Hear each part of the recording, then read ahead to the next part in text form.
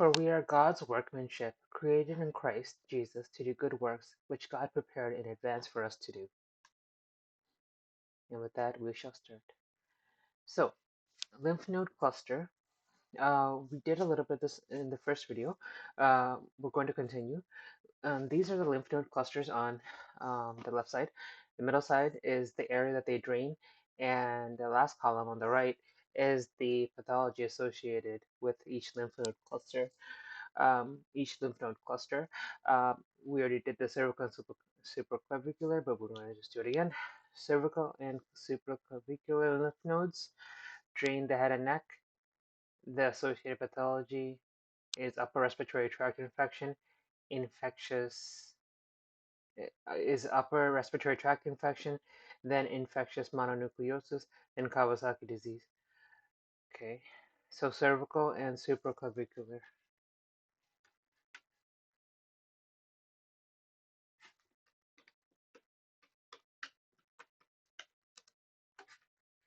Cervical lymph node is right here. This is cervical lymph node right here. Supraclavicular lymph node would be supraclavicular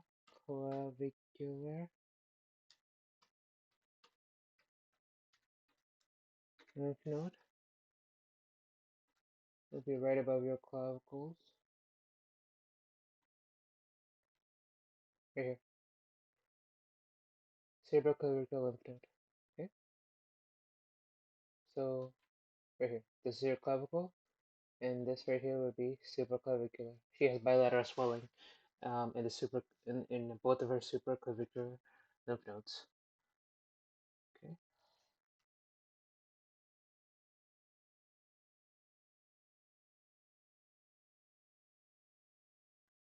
Okay. So those two lymph nodes drain the head and the neck. You have upper respiratory tract infection, infectious mononucleosis, and Kawasaki disease um, in those lymph nodes associated with those lymph nodes.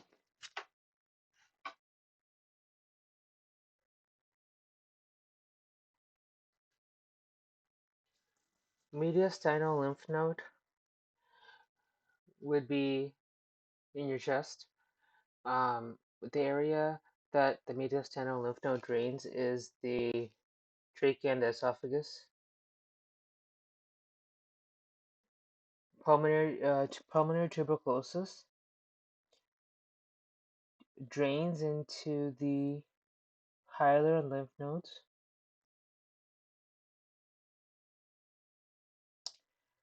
Sarcoidosis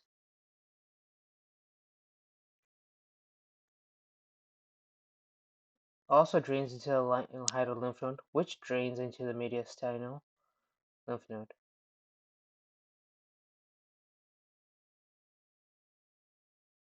Okay, so here we have mediastinal and hilar lymph node.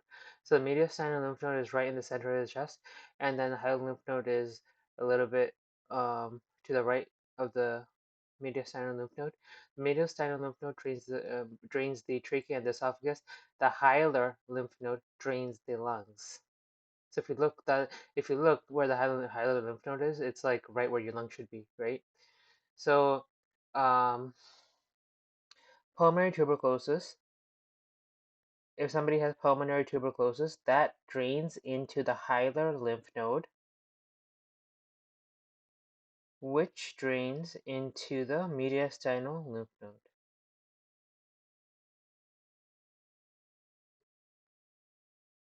Yeah, which drains into mediastinal lymph node.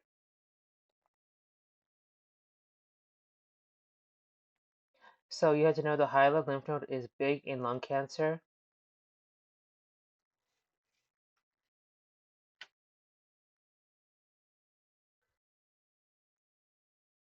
All of these, pulmonary TB, sarcoidosis, um, and primary lung cancer, and Wegener's granulomatosis disease drain into the hilar lymph node, which then drains into the mediastinal lymph node. Yeah, so that's what that means. They all drain into the hilar lymph node first, then into the mediastinal lymph node.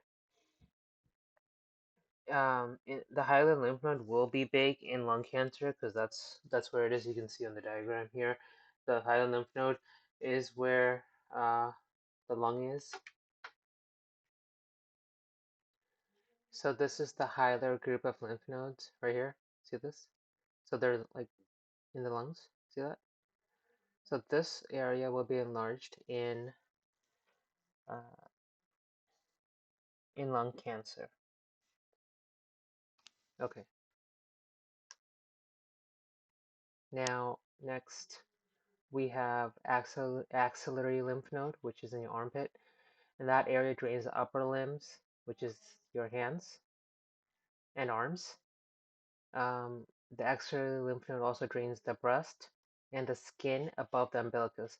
So the axillary lymph node drains the upper limbs, breast, and then the skin above the belly button. Associated pathology would be mastitis and metastasis, especially breast cancer. So if you have any inflammation of the breast tissue, that's mastitis, and your axillary lymph node will swell in mastitis, and in breast cancer, the axillary lymph node will also swell. You have to remember that um, any enlarged lymph node or bumps in your axilla in a woman, you want to think breast cancer first. Okay, next, celiac disease. No, not celiac disease. Sorry, celiac lymph node cluster. so celiac lymph node drains the liver, the stomach, the spleen, the pancreas, and the upper duodenum. Okay. So the celiac lymph node drains the liver, the stomach, the spleen, the pancreas, and the upper duodenum. Duodenum has what? 4 parts, right? So the celiac, okay, duodenum.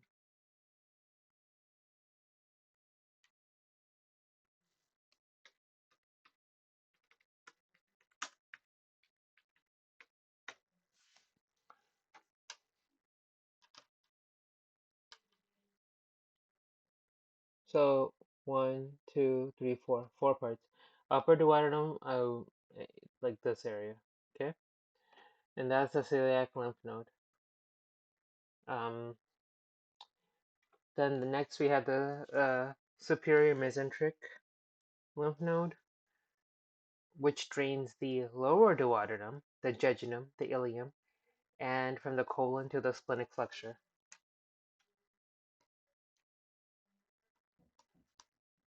And then the celiac lymph node,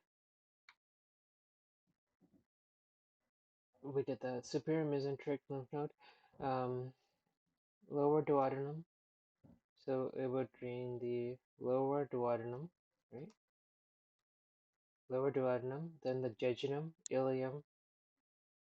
So remember how the small intestine it goes duodenum, jejunum, ileum. The lower duodenum, then the jejunum, the ileum is drained by the superior mesenteric lymph node, and then the superior mesenteric lymph node also drains from the colon to the splenic flexure. Colon to splenic flexure. So from the colon,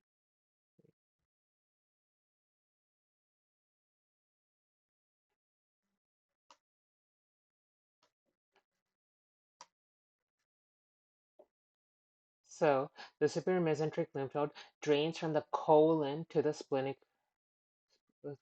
flexure, which is this. From the colon to the splenic flexure. So this entire area is drained by the superior mesenteric lymph node. So the superior mesenteric lymph node drains your appendix, the ascending colon, the transverse colon, the hepatic flexure, all the way up to the splenic flexure. And that is by the superior mesenteric lymph node. People get this wrong all the time, including me. So I said it like 10 times, so I remember. So yes. So the appendix, the cecum, the ascending colon, transverse colon, hepatic flexure, all the way up to the splenic flexure. That is drained by the superior mesenteric lymph node.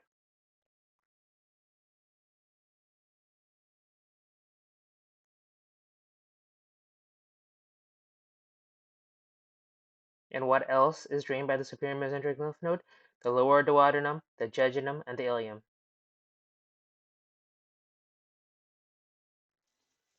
Okay. Okay. Next we have the inferior mesenteric lymph node. This inferior mesenteric lymph node drains from the colon, drains from the splenic flexure, to the upper rectum. So this drains the other part of the colon.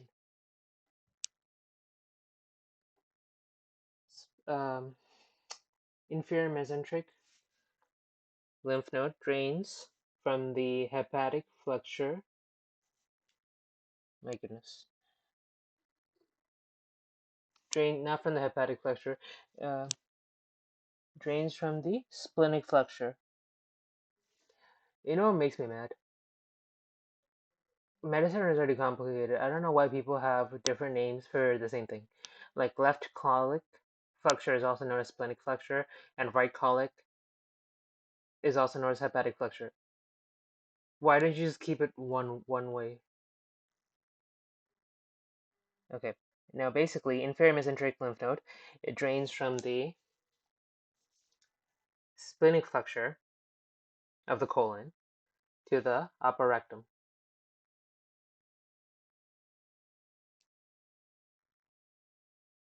Okay. So we're gonna say that one more time. The superior mesenteric lymph node uh, drains the lower duodenum, the jejunum, the ileum, and the colon up to splenic flexure, which includes from the appendix, ascending colon, transverse colon, and the hepatic flexure, and then the splenic flexure. This is all drained by the superior mesenteric lymph node. Next, the inferior mesenteric lymph node drains from the splenic flexure to the upper rectum. So the inferior mesenteric lymph node drains from the splenic flexure all the way to the upper rectum. Okay. This would include the inferior mesenteric lymph node would include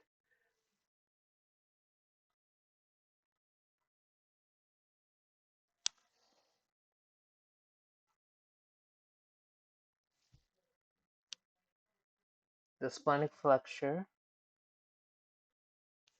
It would include the splenic flexure, the descending colon, the sigmoid colon, and the upper rectum.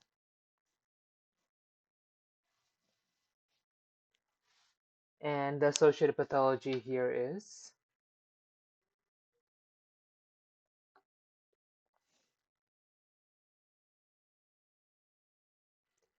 associated pathology here is for the celiac lymph node, superior mesenteric lymph node, and the inferior mesenteric lymph node is mesenteric lymphadenitis, typhoid fever, ulcerative colitis, and celiac disease.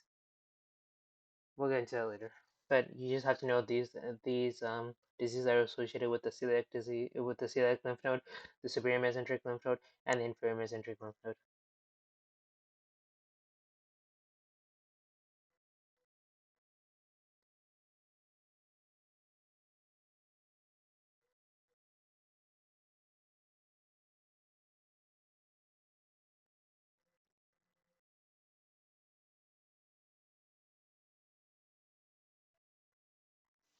Next, we have the para-aortic, which drains the testes, ovaries, kidneys, and uterus.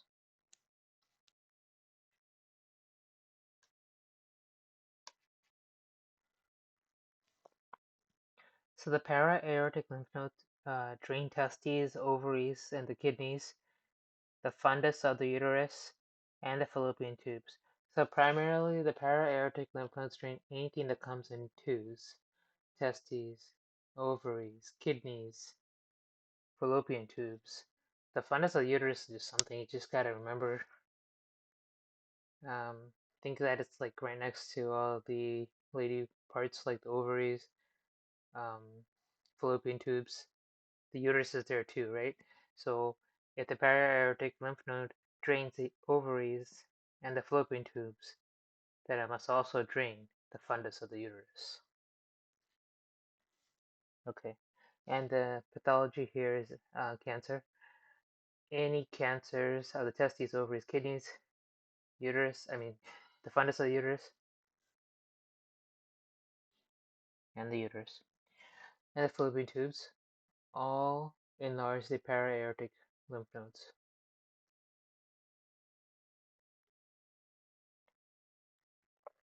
External iliac lymph node drains the cervix, the superior bladder, and the body of the uterus, and a third and 1/3 upper portion of the vagina. So external iliac lymph node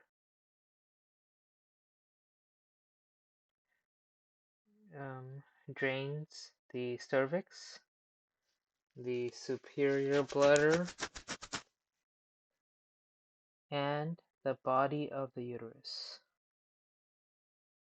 See, remember how we said here it just says uterus?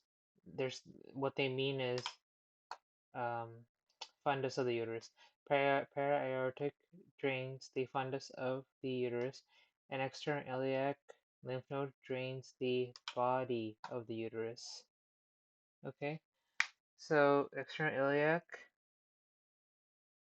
lymph node drains the cervix, the superior bladder, and the body of the uterus.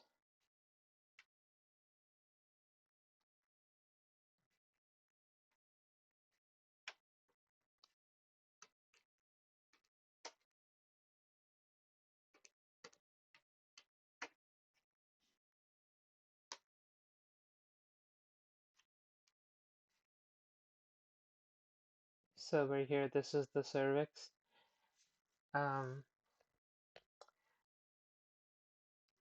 The external iliac lymph node drains the cervix, and the superior bladder.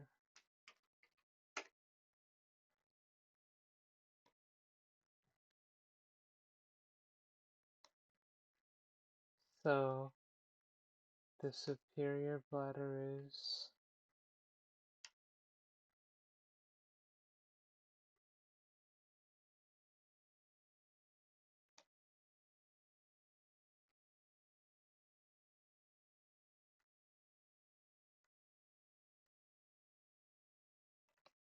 right here.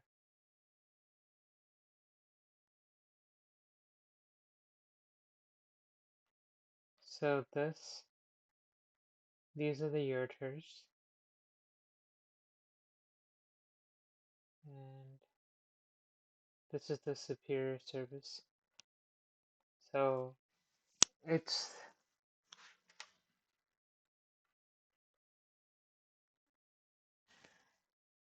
I'm terrible at anatomy, so not entirely sure how to identify this on a figure, but the superior cervix is right next to the apex of the bladder.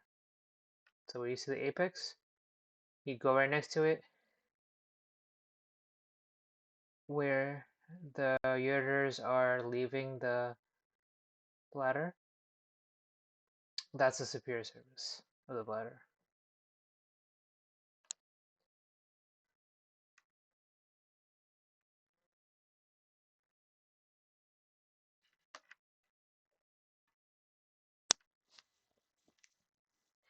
And then you have the external iliac lymph nodes draining the body of the uterus.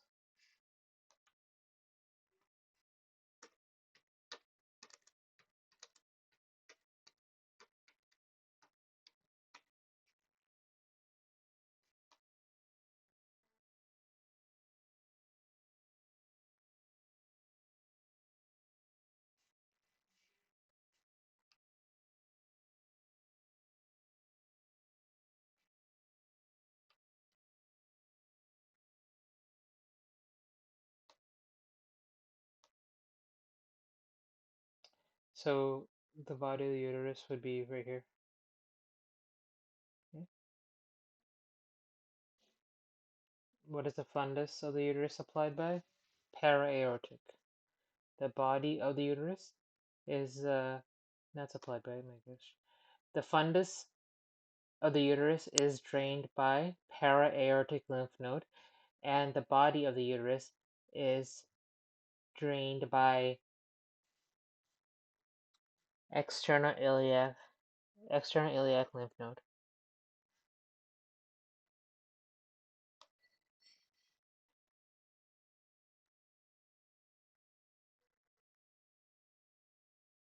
And external iliac lymph node also supplies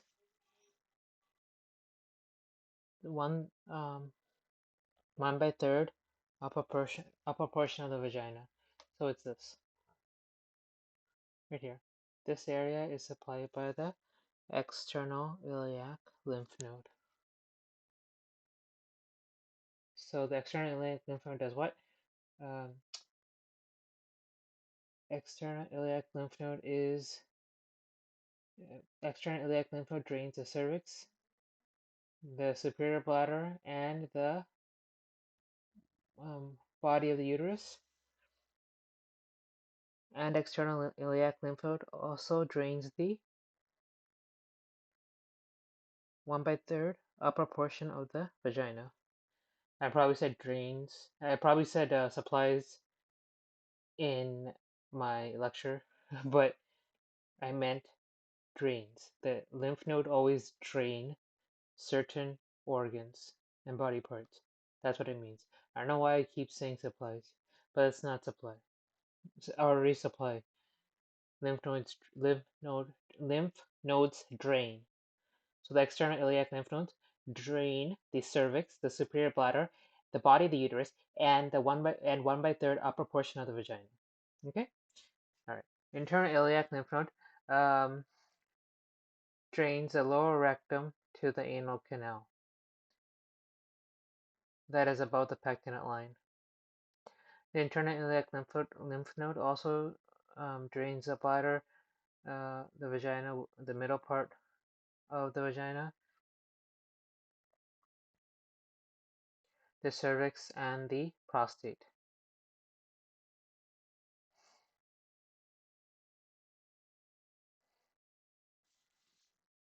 So the internal iliac lymph node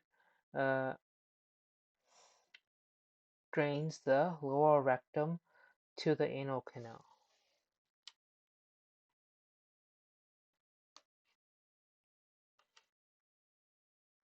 So internal iliac lymph node drains from the lower rectum to the anal canal above the pectinate line, which is this. The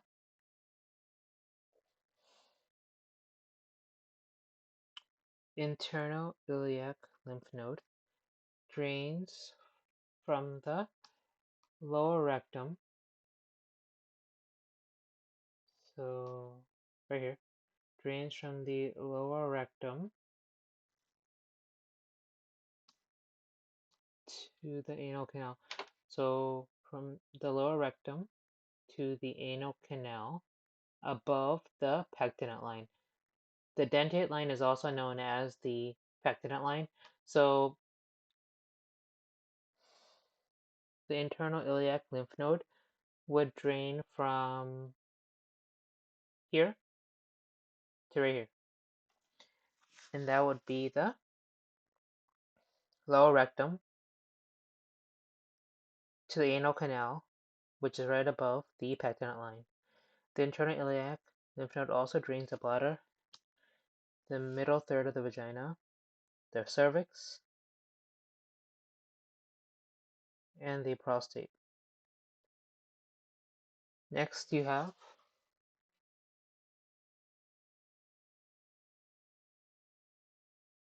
superficial inguinal lymph nodes, and this drains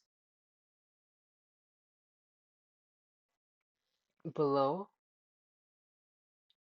Superficial inguinal lymph node drains the anal canal below the pectinate line, the skin below the umbilicus, except the popliteal area. The superficial inguinal lymph nodes also drain the scrotum and the vulva. So, superficial inguinal lymph node drains the anal canal, right here, anal canal below the pectinate line. So right here, underneath this dentate line,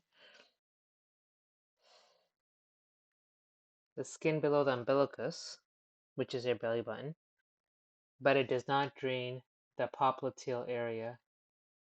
Okay.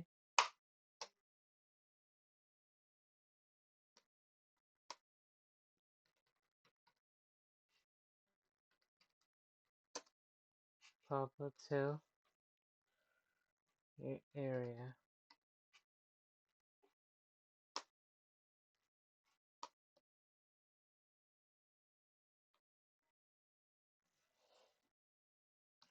So this right here, it doesn't drain that.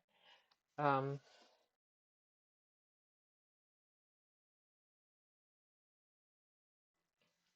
the superficial inguinal lymph node drains the skin below the umbilicus,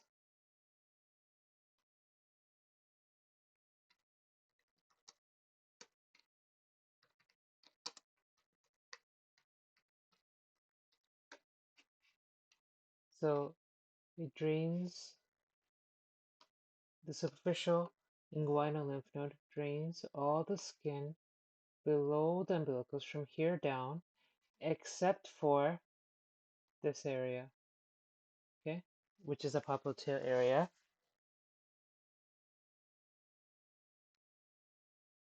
And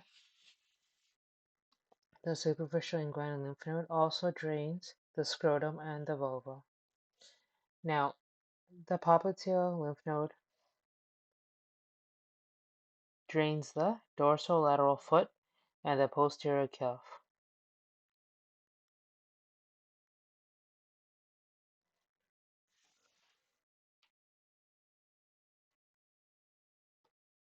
See, the popliteal lymph node drains the dorsolateral foot,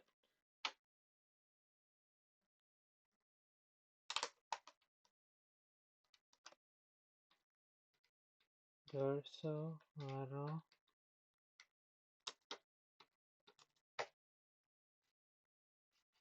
drains the dorsolateral foot,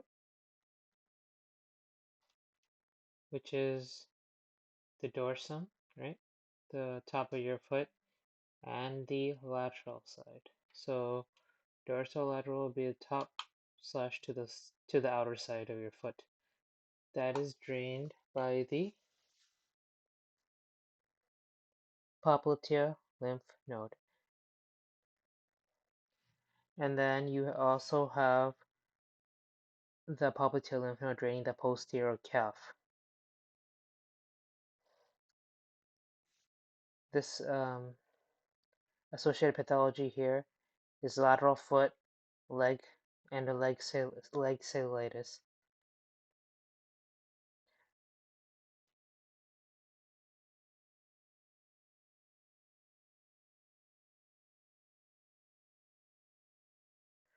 So if I said I have cellulitis in my lateral leg, which lymph node will that go to?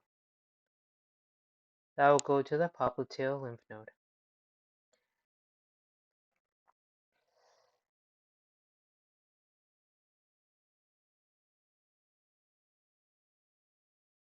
If I said I had cellulitis in my medial leg, which lymph node will that go to?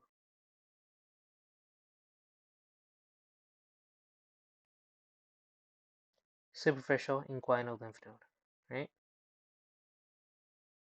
Because the superficial inguinal lymph node drains the skin below the umbilicus except for the popliteal area. And if I said I have cellulitis in the medial leg, that would be like the popliteal area. And so if I said what lymph node drains the anterior part of the knee, what would you say? The answer would be superficial inguinal lymph nodes. Why? Because superficial inguinal lymph nodes drain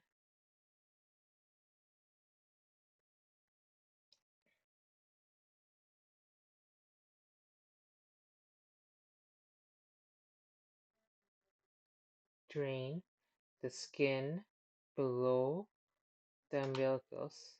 See this? The superficial inguinal lymph node drains the skin below the umbilicus except for the popliteal area. So the popliteal area is behind your knee. It's like two diamond shaped areas behind your knee. So if I said skin um in front like this on the skin on your kneecap, the answer would be superficial inguinal lymph node. Now if I said what area drains the popliteal area, you would say the popliteal lymph node.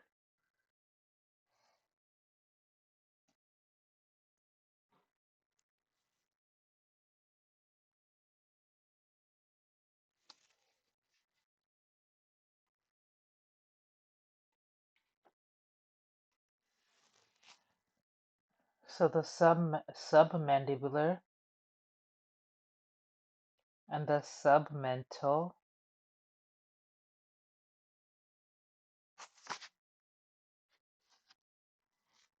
drain the oral cavity, the anterior tongue, and the lower lip.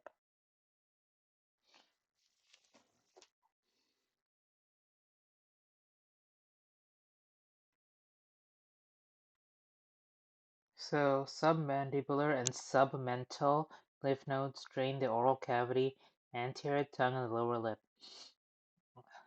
Malignancy and mets to oral cavity. So basically, if there's any kind of cancer or metastasis to the oral cavity, the submandibular and the submental lymph node will be enlarged.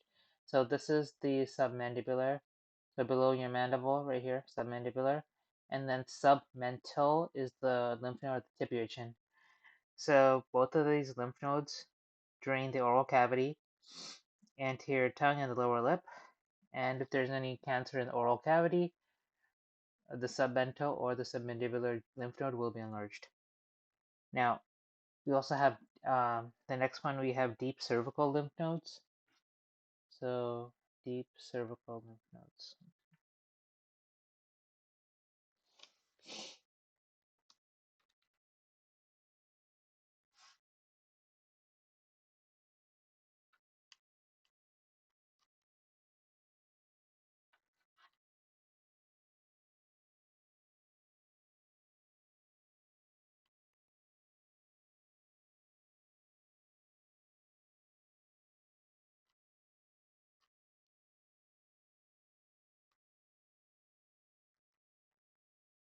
And deep cervical lymph node will be right here.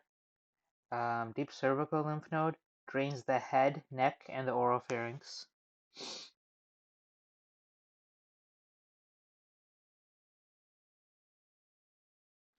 Yeah, the deep cervical Lymph node drains the head, neck, and oropharynx. The associated pathology is upper respiratory tract, mononucleosis, Kawasaki disease, and a cancer of the head, neck, and oropharynx. We already talked about supraclavicular. The supraclavicular lymph node drains the head and neck also.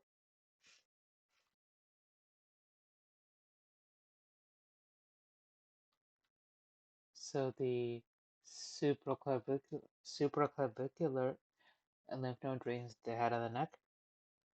The associated pathology is upper respiratory infection, mononucleosis, Kawasaki disease. The next lymph node we're going to talk about is mediastinal. We already talked about it, but I wrote in my notes, so I'm going to talk about it again. Trachea and esophagus. Those are the areas drained by the mediastinal lymph node.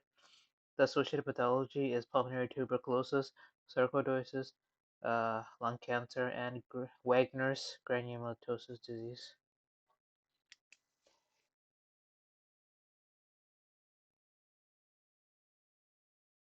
And if you want to know where the deep cervical lymph node is, it's right here, this photo, right here. And then the supraclavicular lymph node is going to be above your clavicle. So here's a photo right now that shows both of them in the same picture, so you can have an idea of the location relative to each other. Next, we're going to talk about epitrochlear.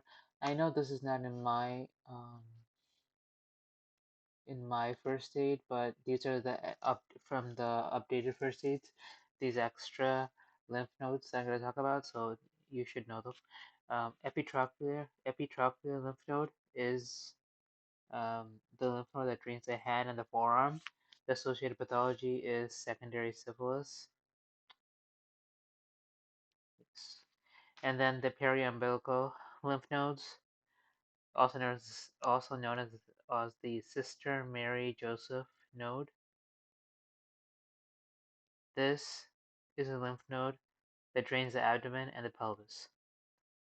This is the lymph node that swells when you have gastric cancer.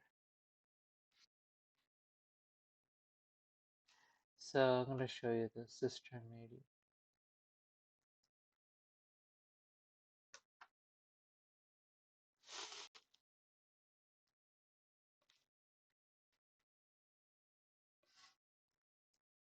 Okay, so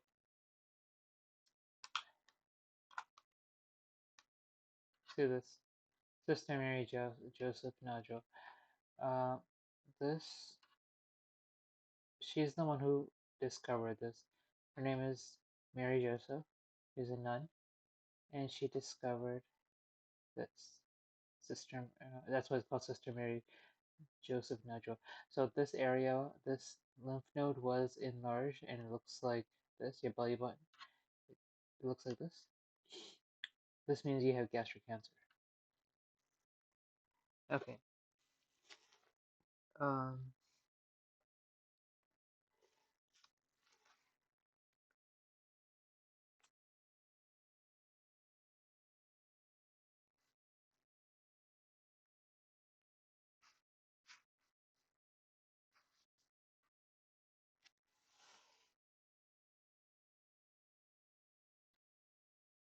You guys know something called Virchow's lymph node?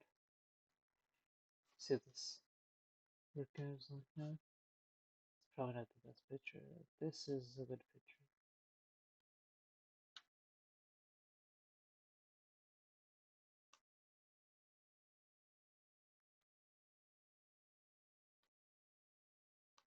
Okay,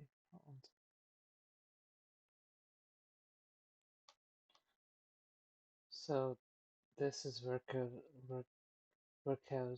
triad. Virchow's, no, not triad.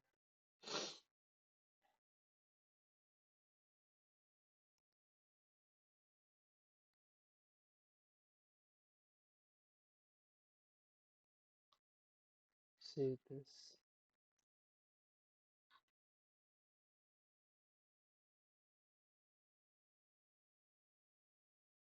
Right here. Virchow's triad. I mean, not. We keep saying triad. Okay. because you know why I'm messing up with backstride. So, see the swollen lymph node right there? It means you have gastric cancer.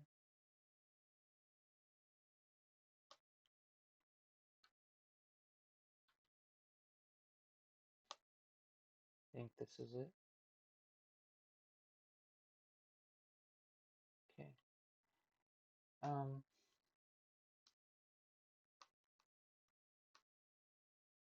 Yeah, that just means you have gastric cancer. And the popliteal lymph node drains cellulitis in the lateral leg, and superficial inguinal lymph nodes drains the cellulitis in the medial leg. If I said a patient had a tumor on the tip of the penis, which lymph node which lymph node drains this? The answer is superficial inguinal lymph node. If there is swelling in the fifth finger, which lymph node will that go to? The answer is epitrochlear lymph node. Vertical node enlarged, if any, cancer of abdomen, because vertical node drains the abdomen. Also, the periumbilical node, which is known as the Sister Mary Joseph node, will be big in gastric cancer also.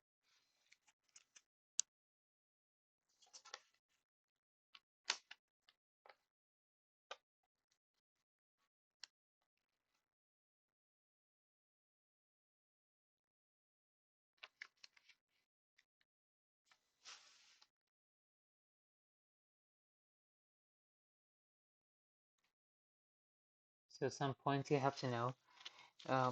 The fact why esophageal cancer is so deadly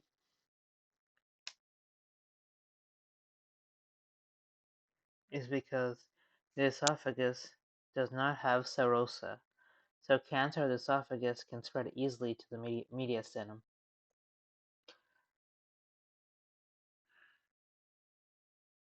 So esophageal cancer, see this, esophageal cancer, 5-year survival. See this, the 5-year survival rate for esophageal cancer is around 20%. That's a really bad prognosis. The reason is because the esophagus doesn't have any serosa around it.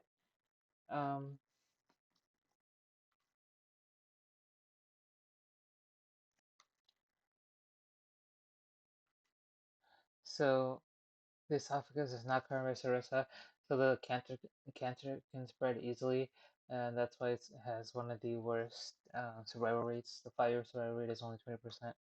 Whereas if you go to colon cancer, let's see, colon cancer. Yeah, the 5-year survival rate of colon cancer is around 65%. That's because your intestines are covered by peritoneum, so the cancer spreads slowly. There's like big intestine, small and big intestine, the stomach, and it's covered by the peritoneum. So it spreads slowly. Of course, you don't want any type of cancer, but there are worse, and there are better cancers to have and worse cancers to have. For example, localized colorectal cancer, the 5-year survival rate is 90.6%, right? And colon cancer, 65%. Now look at this. Thyroid cancer,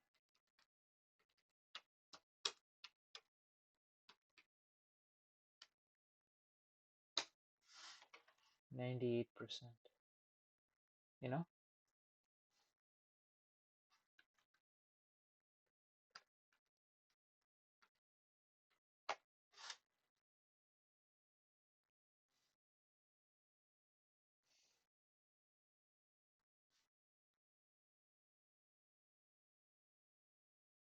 Around 85 of every 100 women will survive their cancer for 5 years or more after diagnosis. So breast cancer, it really depends, but um, if it's localized, you have over 90% of survival. As soon as it gets to distant, see, that's 32%. So you have to get you have to get your mammogram.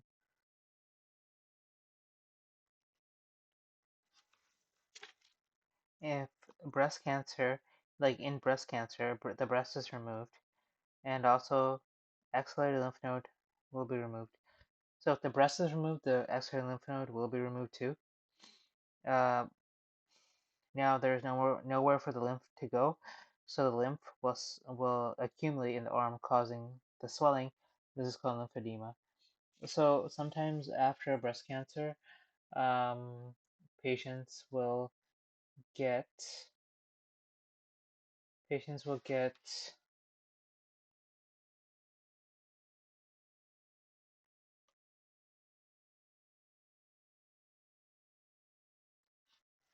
patients will get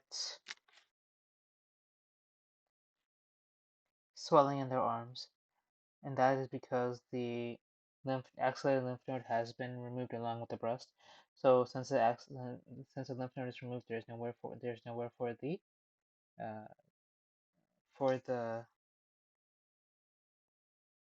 the lymph to go. So the lymph makes the arm swell up. I'll show you a picture.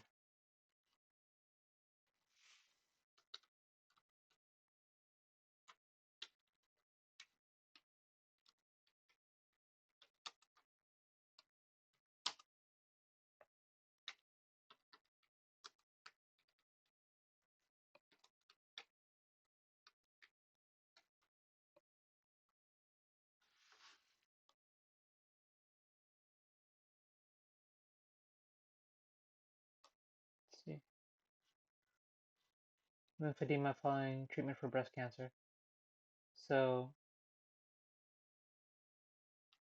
look at this hand. See this? Swollen. This is back to normal almost. Okay.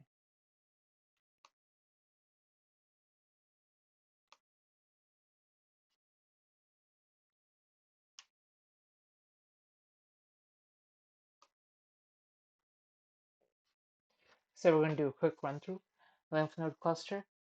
The cervical and supraclavicular lymph node drains the head and neck.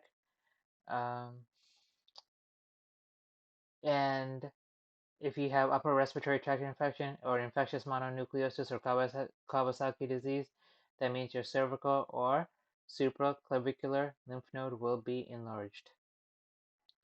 Know these locations. I showed you images, or just know them. Next, mediastinal lymph node will drain the trachea and the esophagus, and the hilar lymph node will drain the lungs. If you have pulmonary tuberculosis or sarcoidosis or primary lung cancer or Wegener's granulomatosis, your mediastinal and your hilar lymph nodes will be enlarged.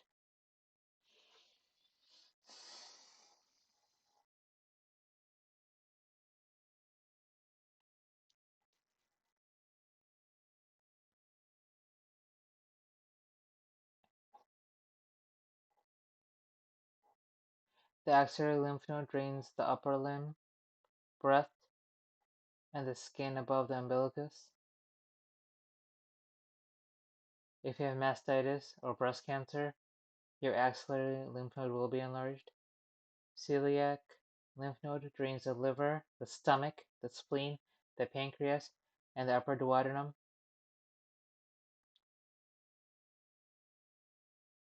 The superior mesenteric lymph node drains the lower duodenum, the jejunum, ileum, colon to the splenic flexure.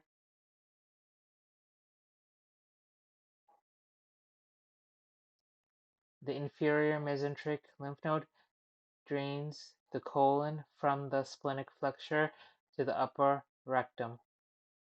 If you have mesenteric lymphadenitis, typhoid fever, ulcerative colitis, or celiac disease. Your celiac lymph node, your superior mesenteric lymph node, and your inferior mesenteric lymph node will be enlarged. Next, we have para-aortic lymph node. The para-aortic lymph node drains the testes, ovaries, kidneys, and the uterus, specifically the fundus of the uterus. If you have cancer of any of the regions, which is testes, ovaries, kidneys, fundus, uterus, the para-aortic lymph node will be enlarged. Anything that comes in two, think para-aortic. External iliac lymph node will drain the cervix, the superior bladder, and the body of the uterus. Internal iliac lymph node will drain from the lower rectum to the anal canal above the pectinate line.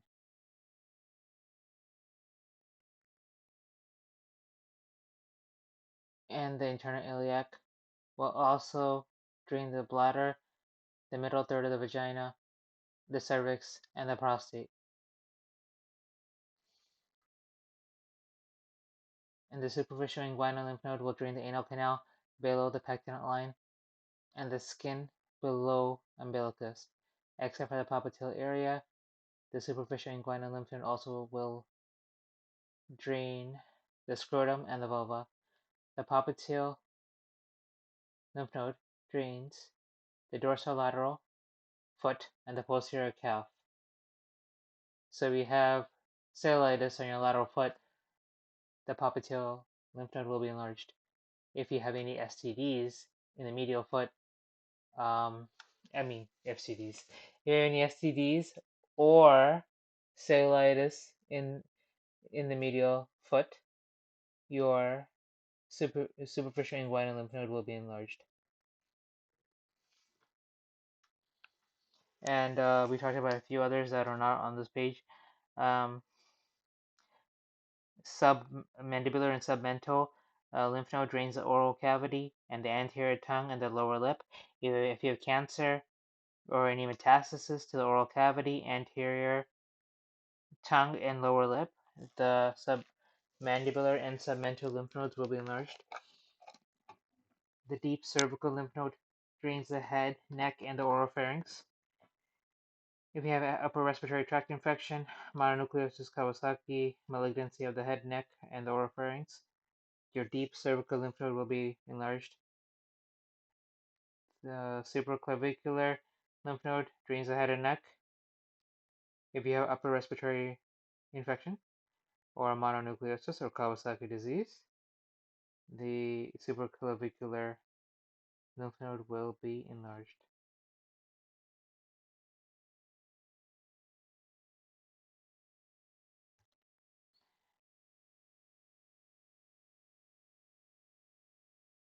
If you have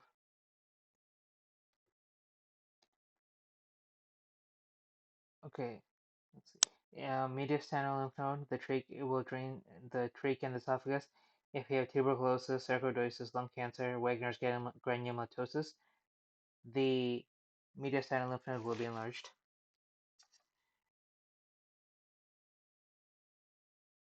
Epitrochlear lymph node will be enlarged in secondary syphilis. Epitrochlear lymph node is what drains the hand and the forearm. You have to remember this. Next one, especially. The periumbilical lymph node, also known as the Mary-Joseph node, will drain the abdomen and the pelvis, and this is associated with gastric cancer. Remember what Virchow's lymph node was. If Virchow's lymph node is enlarged, that means you have gastric cancer. Not a good prognosis. The popliteal lymph node drains cellulitis in the lateral leg, and superficial inguinal lymph node will drain cellulitis in the medial leg.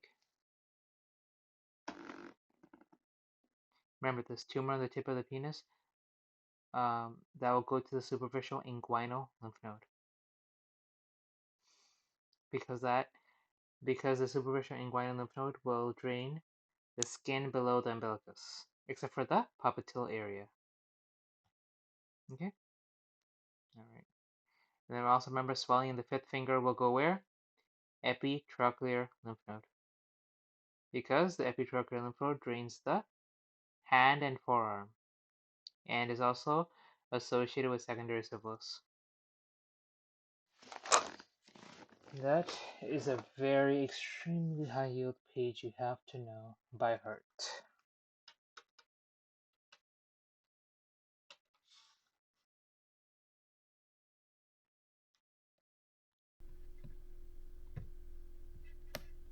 Spleen is located in the left upper quadrant of the abdomen, and the spleen is anterolateral to the left kidney.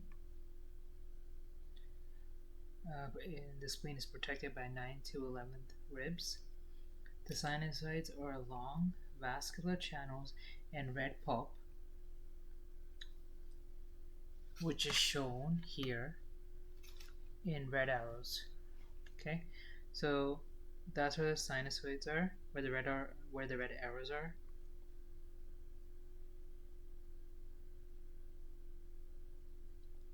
Yeah, sinusoids are long, vascular channels and red pulp.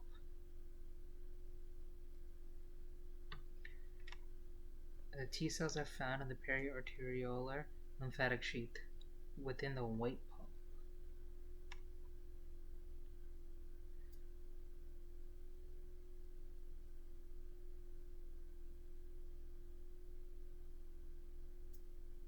So the T cells are found in the white pulp.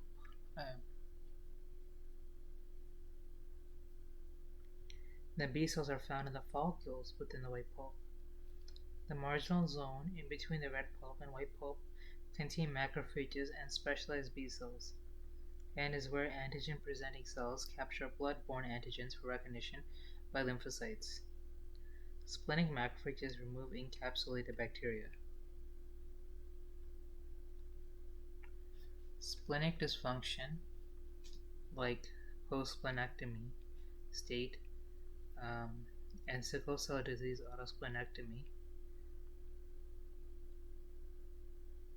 will decrease IgM, that will decrease the complement activation, and that will decrease the C3b opsonization, and this will increase the susceptibility to encapsulated organisms.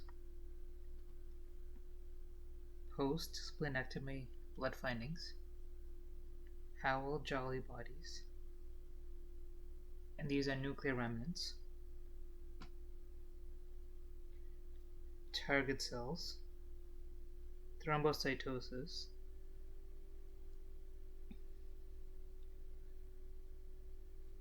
loss of sequestration and removal, lymphocytosis, loss of sequestration, vaccinate patients undergoing splenectomy or with splenic dysfunction against encapsulated organisms,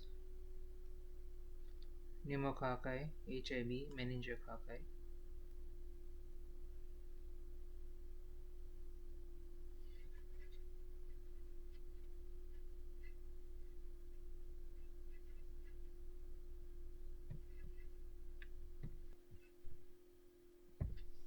So the kidney is anterior to the left kidney, but more to the lateral side of the body. So the spleen is in front of the kidney. So the spleen is in front of the left kidney, but more to the lateral side. So more to the outer side of the body, right? It's just that imagine this position in your head. More to the so the kidneys so the spleen is in front of the kidney. The spleen, specifically the left kidney, and the spleen is more towards the outside of the body, which is the lateral side. Okay, and the spleen is protected by 9 to 11th ribs. The T cells are in the periarteriolar lymphatic sheath within the white pulp. which is A. So the T cells, okay, which is A, and then it will be the white arrows. So the T cells will be here. T cells are in the periarteriolar lymphatic sheath, and they are in the white pulp, where the white arrows are. 1, 2, 3, 4. These are all where the T cells are. And then you have to know that the B cells are found in the follicles within the white pulp. So the B cells are always going to be in the follicles in the lymph nodes, right?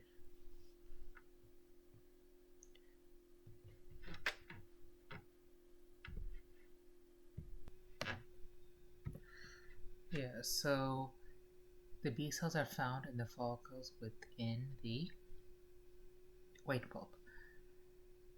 So when they say follicles here, this is different from the follicles in the lymph nodes. The lymph nodes only filter lymph, and spleen filters blood. So lymph nodes and the spleen, they both have follicles, but this text right here in front of us is not talking about follicles in the lymph node. It's talking about the follicles that are specifically in the spleen. The B cells are found on follicles in the spleen, in the white pulp. So that's right here. Again, it's right here. It's again right here. It's again right here, and right here. And then next thing, marginal zone, which is the area between the red pulp and the white pulp, which is like right here, right? That area contains macrophages. That area contains macrophages and specialized B cells, where antigen presenting cells come and capture antigens to be recognized by the B and T cells.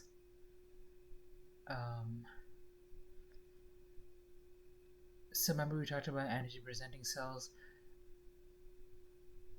presenting antigen to T cells. And remember we talked about the APCs, there are macrophages, dendritic cells, macrophages and dendritic cells. They present antigen to MHC class 2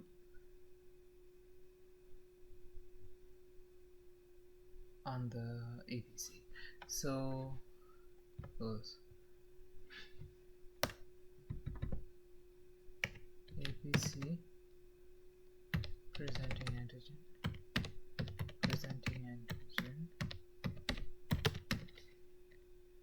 to T cell.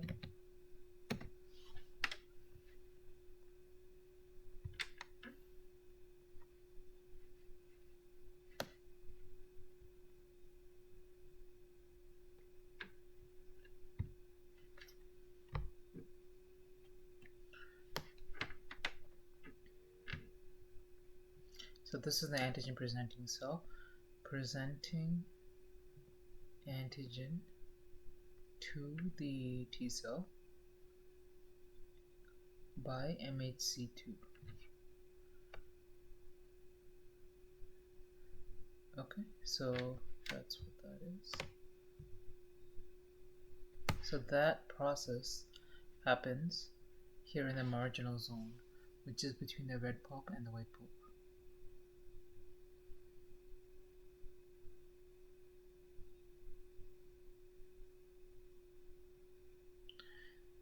And the splenic macrophages remove the encapsulated bacteria And splenic dysfunction. If you have splenic dysfunction like post splenectomy or sickle cell disease, or the spleen destroys itself, you have decreased IgM, which will lead to decreased complement activation. That will lead to decreased C3b opsonization and increased susceptibility to encapsulated organisms. This decrease in IgM is due to decreased or no B cells in the spleen. So no IgM is being made. Yeah. So the decreased IgM is due to decreased / no B cells in the spleen.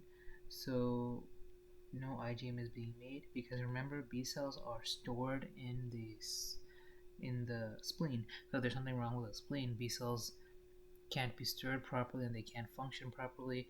So if the B cells cannot function properly, IgM can't be made.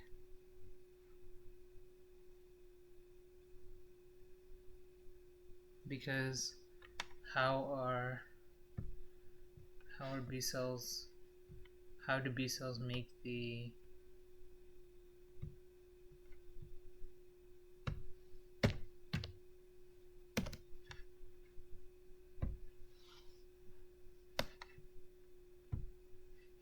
How do B cells make IgM?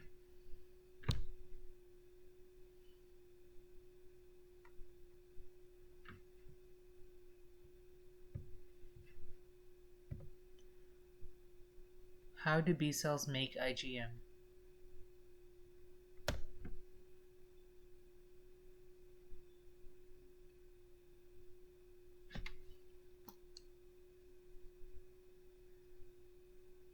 So yeah, B cells make IgM as the first antibody isotope during the immune response.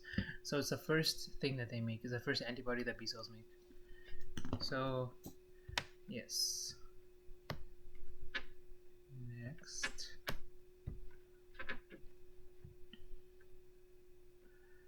So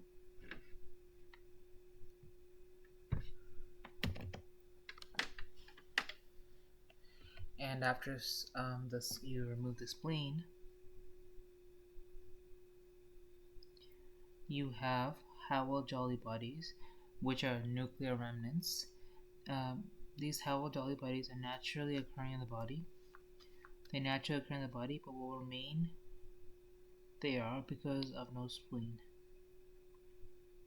Normally, splenic macrophages will clean the Howell-Jolly bodies out of the body.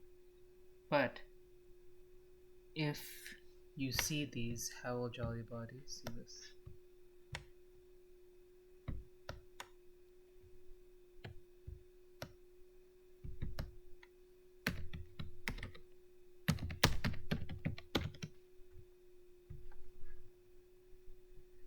If you see these Howell-Jolly bodies,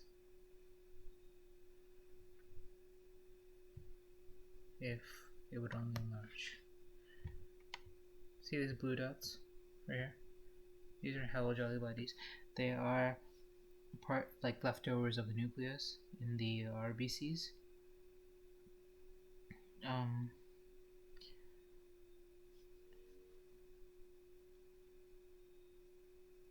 And normally the spleen comes and removes these blue dots, which are Howell-Jolly bodies. But because there is no spleen, or there's a defected spleen, the spleen cannot come and remove the Howell-Jolly bodies, and they will stay. You will see these Howell-Jolly bodies on the blood smear, and that is a sign or indication that the spleen is not working, or there is no spleen. Okay.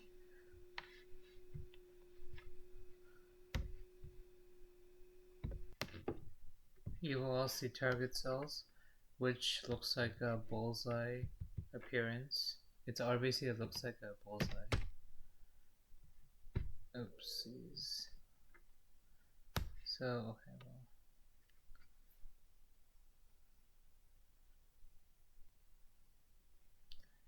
See this, this right here.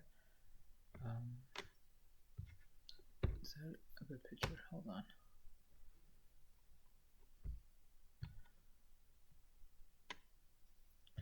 Those are halojolly bodies. Target cells looks like this.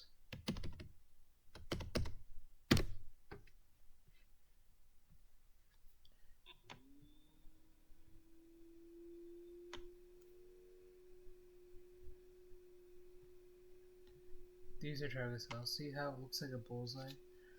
Like a sunny side up egg? Looks like that. So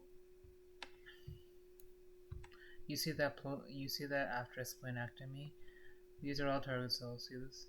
Target cell, target cell, target cell, target cell, target cell.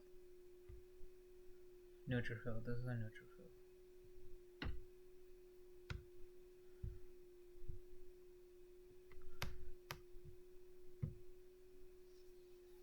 Okay. You can also see thrombocytosis after you remove the spleen because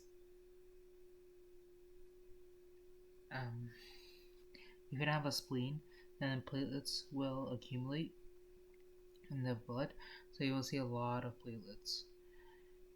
This thrombocytosis is due to loss of sequestration and removal. So this means that the platelets hang out in the spleen normally. The platelets hang out in the spleen normally, okay? So if you don't have the spleen, the platelets will pile up in the blood. And that's why you see thrombocytosis after you remove the spleen. Um, also in lymphocytosis, you will also see lymphocytosis.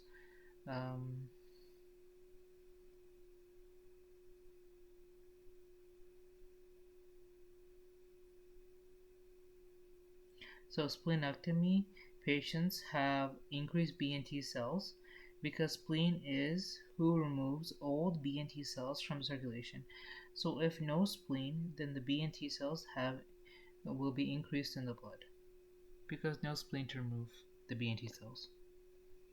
You have to vaccinate patients undergoing splenectomy or with splenic dysfunction against encapsulated organisms like pneumococcus, hemophilus,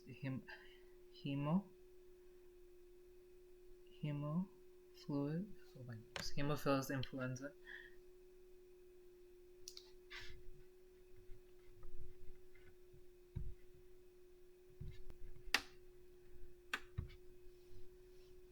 So you have to vaccinate the patients undergoing splenectomy against encapsulated bacteria like pneumococcus.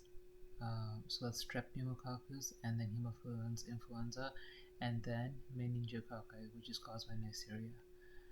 And so hemophilus influenza is not the flu. This is HIV. This one specific is a bacteria, um, and this is not has nothing to do with the flu. That's a different one. That's caused by a virus. Okay, next.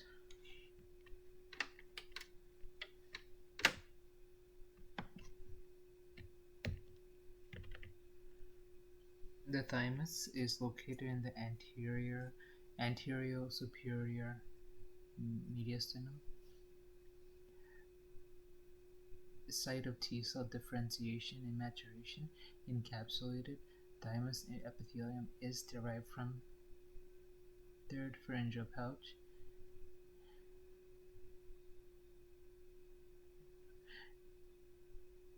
Endoderm, whereas thymic lymphocytes are of mesodermal origin.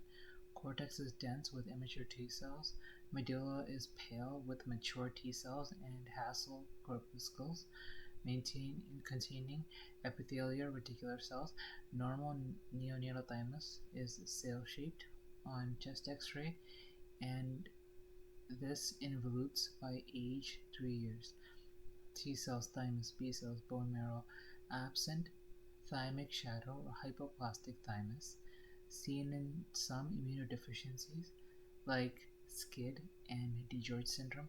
Thymoma is neoplasm of thymus associated with myasthenia gravis, superior vena cava syndrome, pure red cell aplasia, and Good syndrome.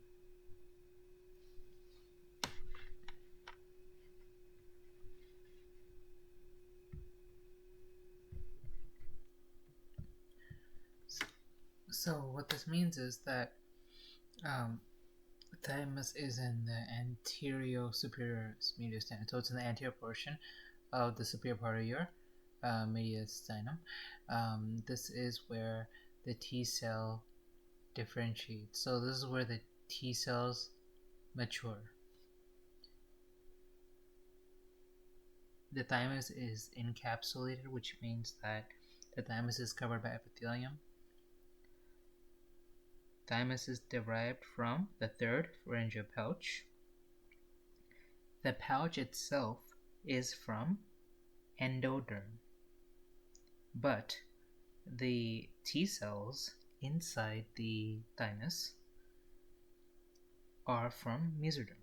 Remember, because T cells are mature, like they mature where? In the thymus.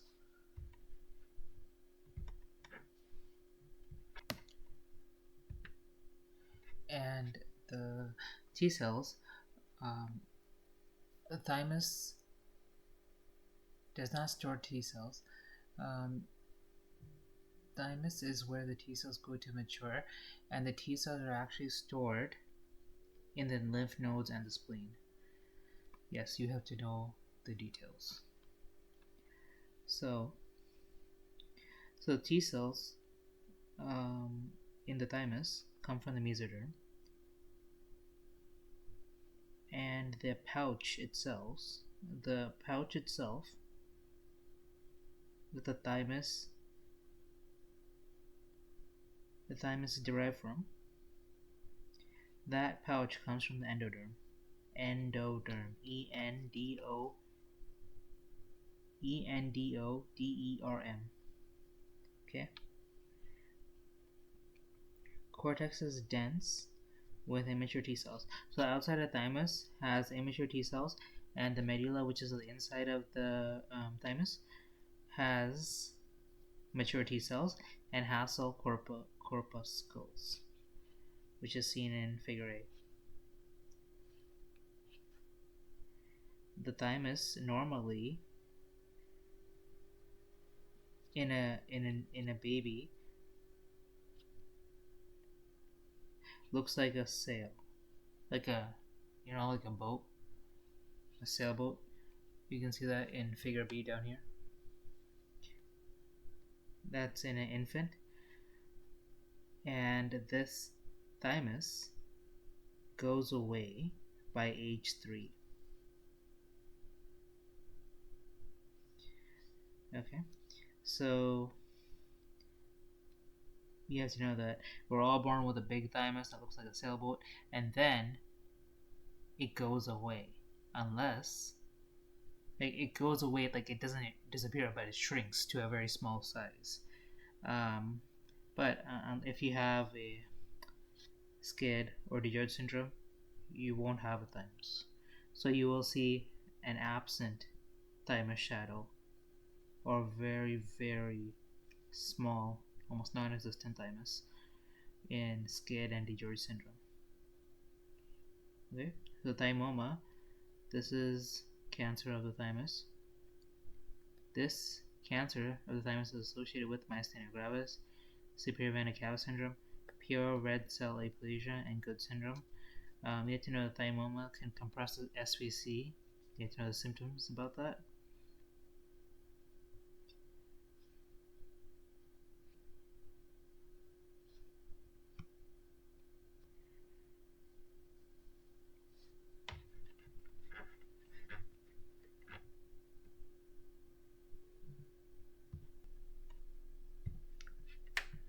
So the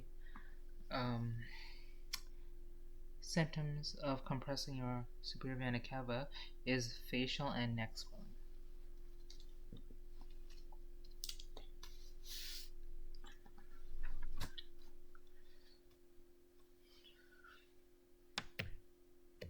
Next, we have innate versus adaptive immunity. Innate immunity, that is something we have from birth. This includes neutrophils, macrophages, monocytes, dendritic cells, natural killer cells, complement, physical, epithelial barriers, which is your skin,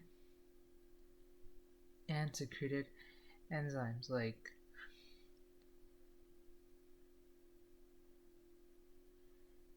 GAT.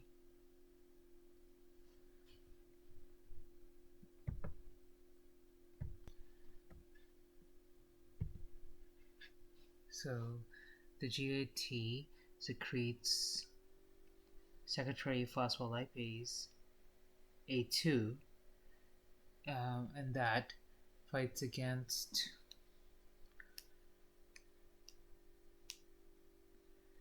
bacteria and causing the bacteria to degrade. So you don't have to know specifics of like the enzymes, what kind of enzymes. You don't have to know specifics, but for your like when I first read this, I had no idea what they were talking about. So if I put an example, I can relate it back to this, right? So secure it's like innate immunity. We're born with it. Our body secretes enzymes, like we just talked about, like the one enzyme I just talked about that the GIT, which is the gastrointestinal system, secretes, and that helps to fight against the bacteria. Another one is lysozymes, which is found in our tears. In these lysozymes breaks down peptidoglycan in bacterial cell walls. So innate immunity is just how your body fights back against bacteria or viruses. Okay, so we're gonna do innate immunity first, and then like all of it innate immunity. Then we'll go to adaptive immunity.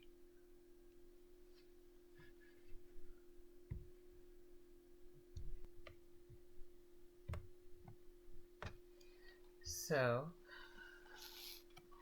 innate immunity. We said that what makes up innate immunity would be neutrophils, macrophages, monocytes, dendritic cells, natural killer cells, complement, physical epithelial barriers like your skin, and secreted enzymes that your body secretes. Um, the mechanism in innate immunity would be germline encoded, which means that it's from our genes. Yeah, like it's in our genes. We're born with it. Okay, and resistance in innate immunity. Resistance persists through generations, does not change within an organism's lifetime. This means that innate immunity passes from parent to kids. For example, African American people being resistant to malaria is passed down to their kids. That's why in certain parts of Africa, um, people are resistant to malaria. They're immune to malaria. And then when here it says it does not change within an organism's lifetime, it means innate immunity is same at birth until death, unless you have cancer or something, in which case it makes the immune system weak. This just doesn't like this fact, like it just says that does not change within an organism's lifetime. It means that the immunity doesn't improve or decrease. It's the same. Okay, and that's an innate immunity. Response to pathogens. This is non-specific, occurs rapidly, minutes to hours, and there is no memory response. Non-specific because we make IgM no matter what. The B cells make IgM.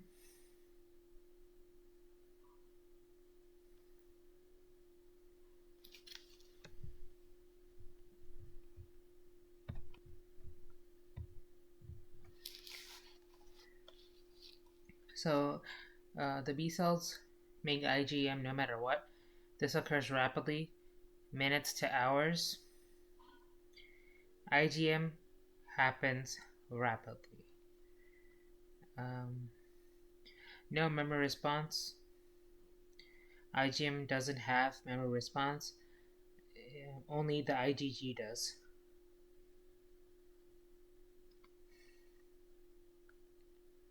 So IgM is the first responder, the first antibody your body makes when it sees a bacteria for the first time. IgM is made by naive B cells. Naive B cells haven't seen the bacteria before. Okay, so IgM is made by naive B cells, and it's the first antibody your body makes to fight. Now, after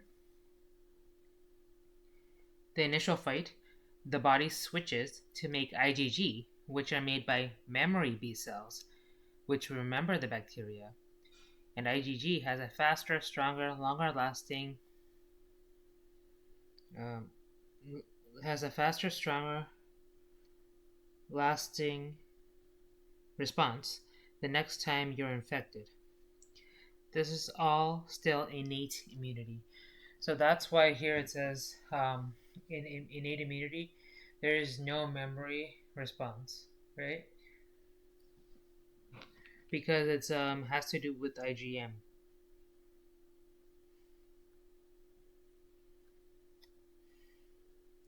Next, the secreted proteins here would be lysozyme, complement, C-reactive protein, and defensins and cytokines. So lysozyme, that's secreted from the tears. CRP is secreted from the liver. These are proteins your body secretes in innate immunity to help improve the body's immunity. Key features in pathogen recognition would be toll-like receptors, um, pattern recognition receptors that recognize pathogen-associated molecular patterns, or PAMPs, and lead to activation of NF-kappa B. Examples of PAMPs include LPS, gram-negative bacteria, flagellin, nucleic acids.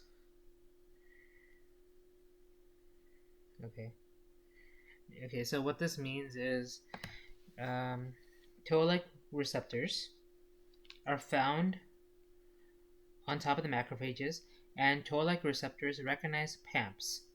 PAMPs are on top or inside bacteria, and once the toll-like receptors recognize the PAMPs, this will increase the IL-2 and IL-1 in the body, and cytokines also will go up.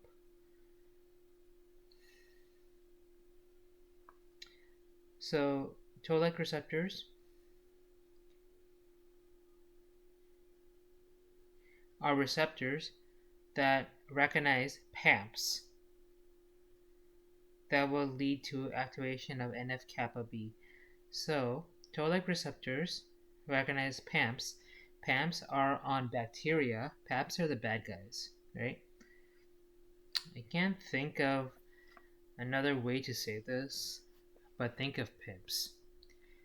Pimps are bad guys. So think of PAMPs as pimps. Alright? So toll-like receptors recognize PAMPs, which are pimps, which are the bad guys. And once the toll-like receptors that are on, like, toll-like receptors are on macrophages, which macrophages are good guys, right? They help our body. So toll-like receptors on the macrophages recognize the PAMPs, or pimps on the bacteria. And once that happens, um, the IL-2, IL-1 cytokines are all activated. And TNF alpha is also activated, so our body can fight this bacteria or PIMPs. Examples of PAMPs include LPS. LPS is on gram-negative bacteria. Another example of PAMPs would be flagellin, which is on bacteria. And another example of PAMPs would be nucleic acids, uh, which are DNA or RNA in the viruses. Okay. So toll-like receptors are present on macrophages, dendritic cells, neutrophils, B cells, and T cells. Okay. Toll-like receptors identify PAMPs/PIMPs. LPS is on gram-negative bacteria, and LTA is on gram-positive bacteria.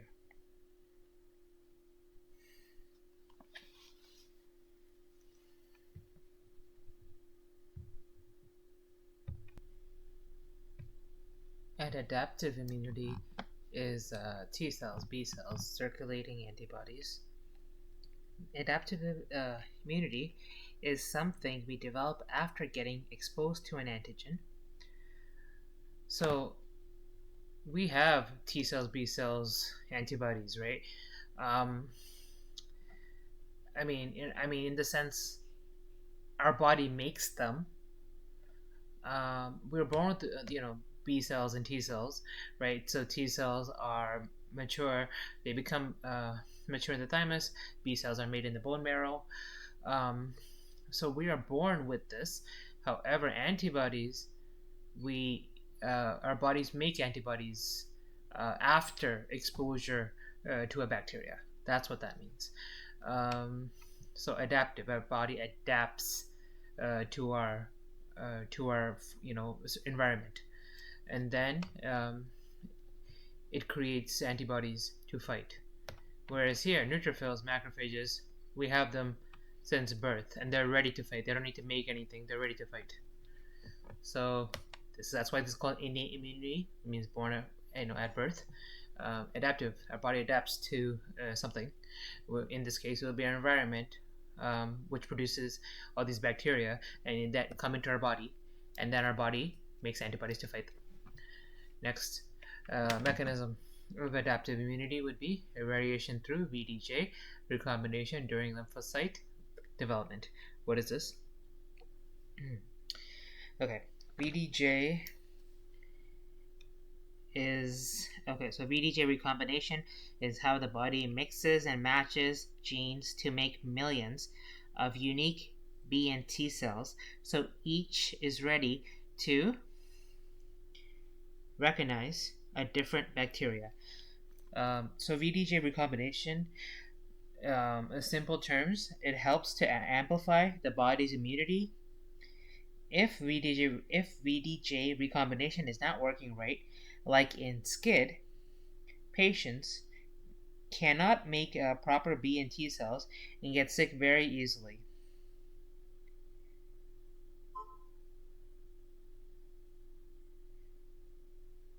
So VDJ mixes and matches genes to make millions of unique B and T cells, so each is ready to recognize a different bacteria. So this is like it's like increasing uh, gene gene bacteria fighting immunity by making millions of genes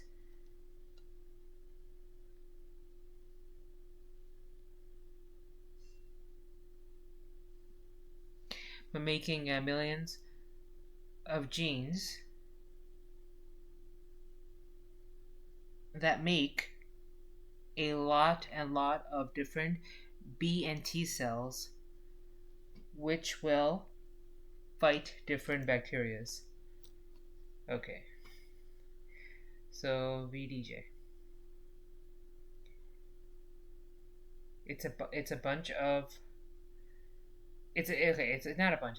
It's a process that makes a lot of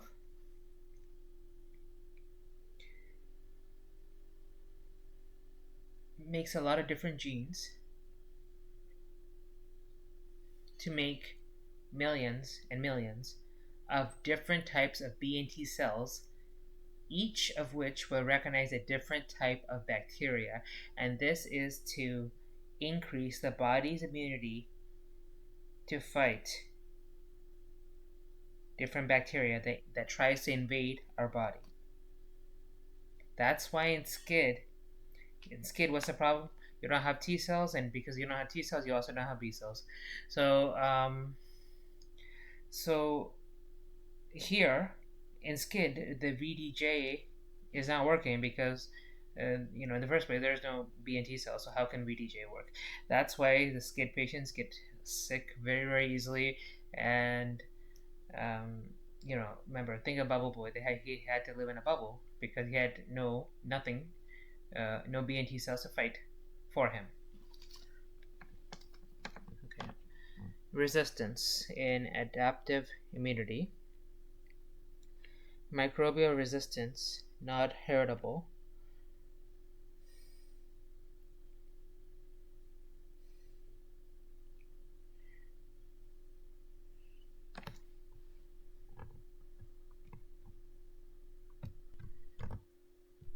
So, microbial resistance, not heritable. So, what this means is the resistance to microbes. So, resistance to bacteria is not inherited. So, something like resistant. Okay, so basically, resistance to COVID must be adapted to. You cannot inherit a resistance to COVID-19. That's something that must be acquired. Same like you can't.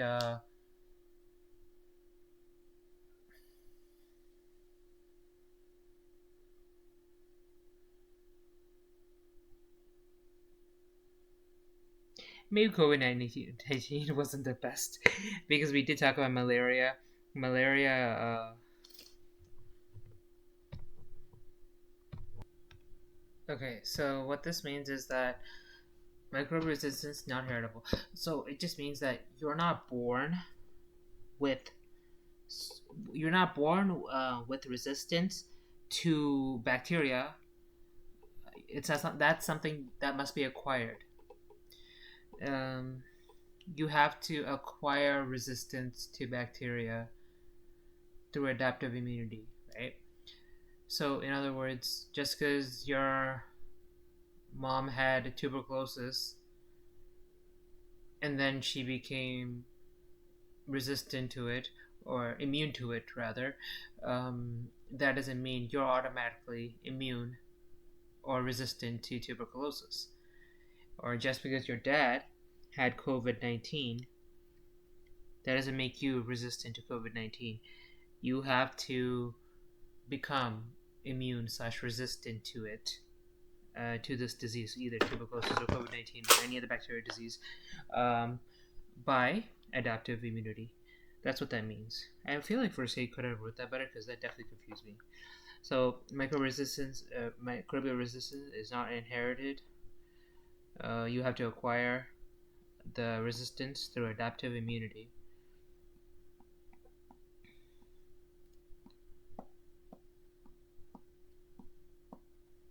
So I said microbial resistance. First it says microbial resistance here.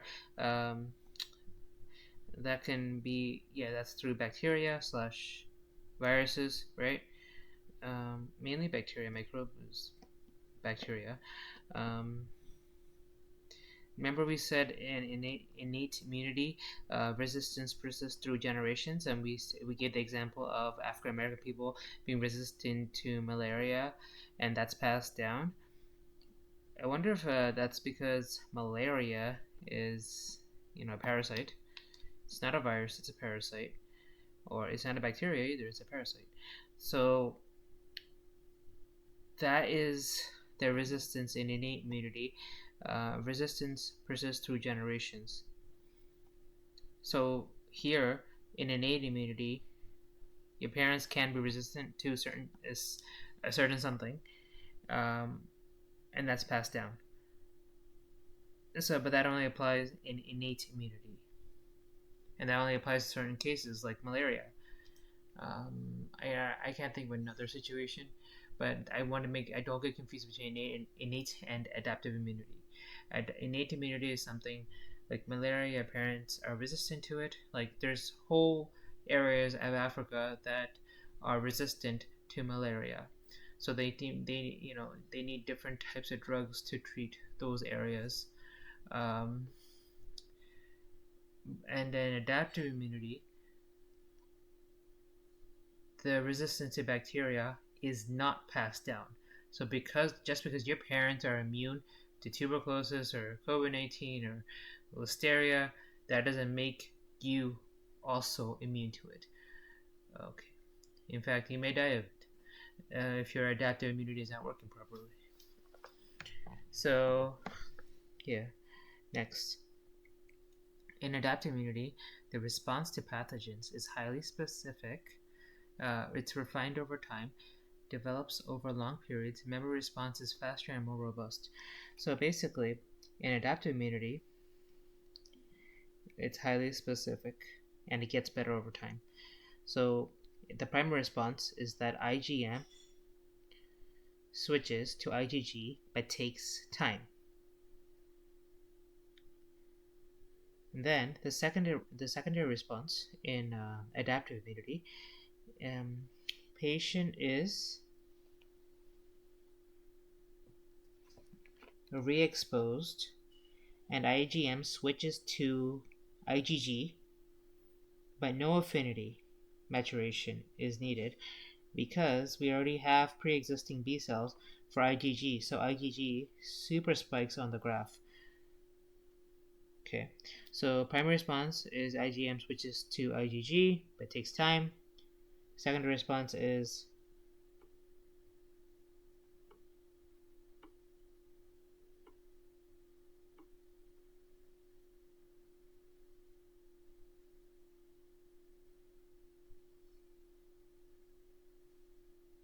that there's a lot of IgG being made.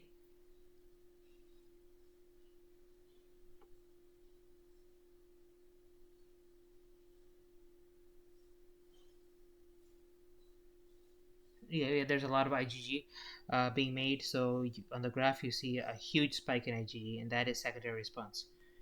Okay, and that's very, very powerful. Okay, now next, security proteins in adaptive immunity would be immunoglobulins. We just talked about it. IgG being the strongest one. Um, next, key features in pathogen recognition: memory cells. So memory cells are the big thing in adaptive immunity. What are the memory cells? The B cells. So memory cells, activated B and T cells. Subsequent exposure to a previously encountered antigen, you get a stronger, quicker, and more, and a greater immune response. We just talked about it. So we just talked about how if the patient is re-exposed to an antigen, the IgM switches to IgG and makes a lot of IgG, and that is how adaptive immunity keeps you alive. Now, T cells. Next thing you need to know, T cells can become Th1 or Th2. Th1 calls the macrophages. This is known as cell-mediated immunity, and the other thing T cells can become is Th2. Th2 calls B cells, which is humoral immunity. Okay, that's that.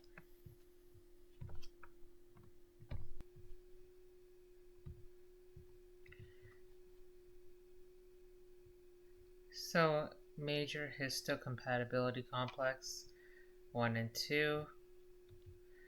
So what this is, is MHC encoded by HLA genes present antigen fragments to T cells and bind T cell receptors. So,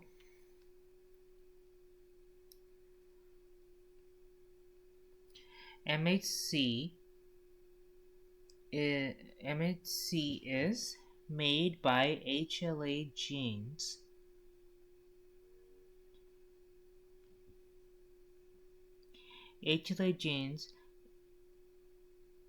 found in DNA molecules.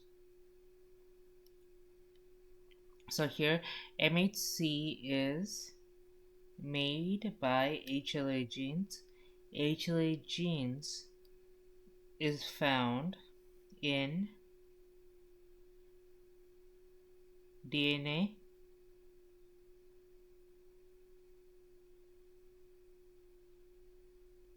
HLA genes found in DNA in the nucleus, not molecules.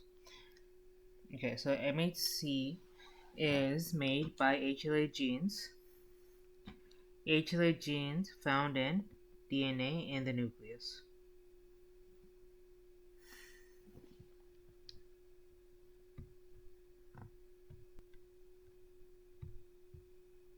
So MHC1 and MHC2 is different in every single person, so we must match the HLA genes in cases of organ transplant.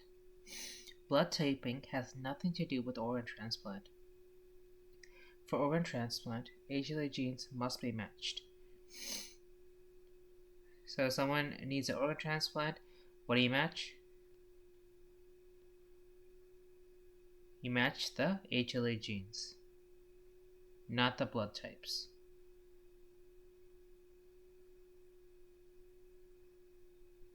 MHC1 and MHC2 is different in every single person, and what makes the MHC is made by the HLA genes.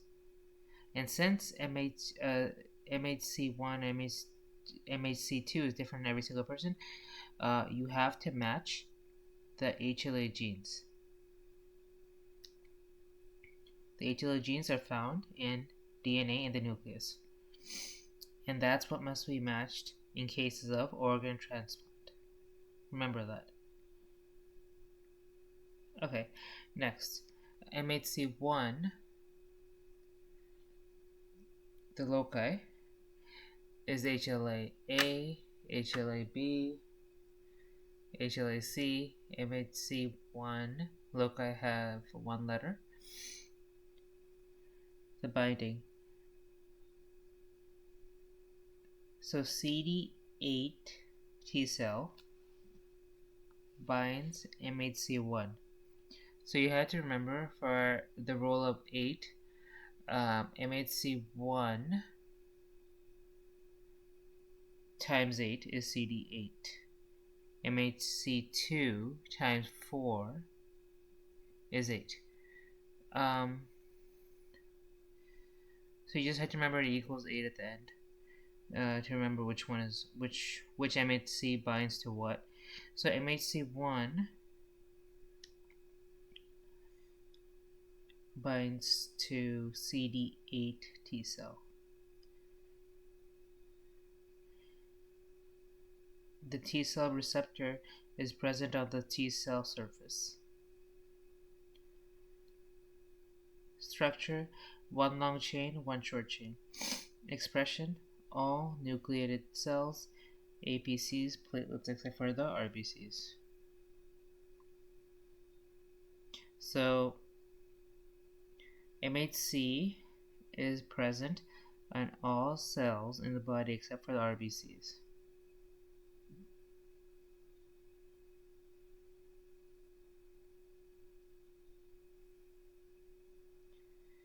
The RBCs have no mitochondria, no nucleus, so no MHC class 1. Because MHC1 is present only on the nucleated cells in the body.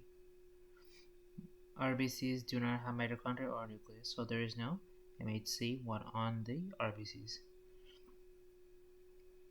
Function: present endogenous antigens, viral or cytosolic proteins to CD8 cytotoxic T cells. The function of MHC is to MHC1.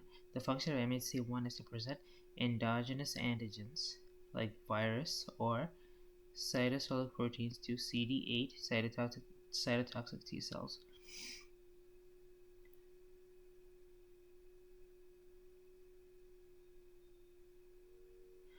So when it says present endogenous antigens, they're talking about a virus that incorporates itself into our DNA. So a virus comes in and tries to enter our DNA. Our body recognizes that it's foreign. So that will be an antigen to the body. So MHC1 MHC class 1 presents endogenous antigens like virus or cytosolic proteins to CD8 positive cytotoxic T cells. Okay.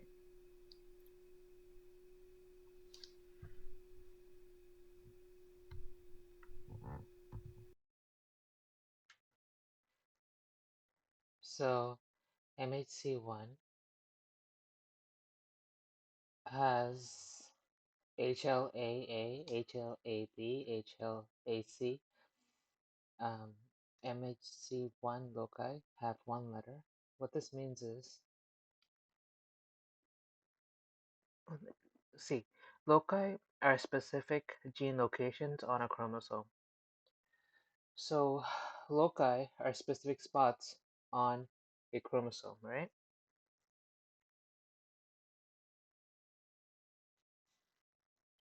And MHC class 1 loci are HLA-A, HLA-B, HLA-C. So the HLA gene loci are divided into three spots, three types, ABC. And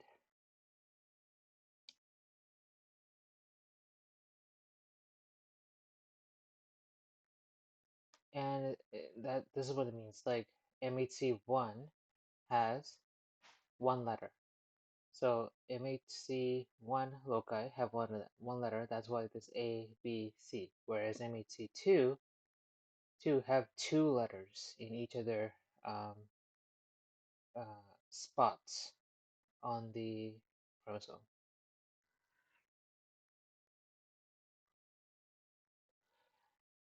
So HLA-A, HLA-B, HLA-C are specific spots on a chromosome.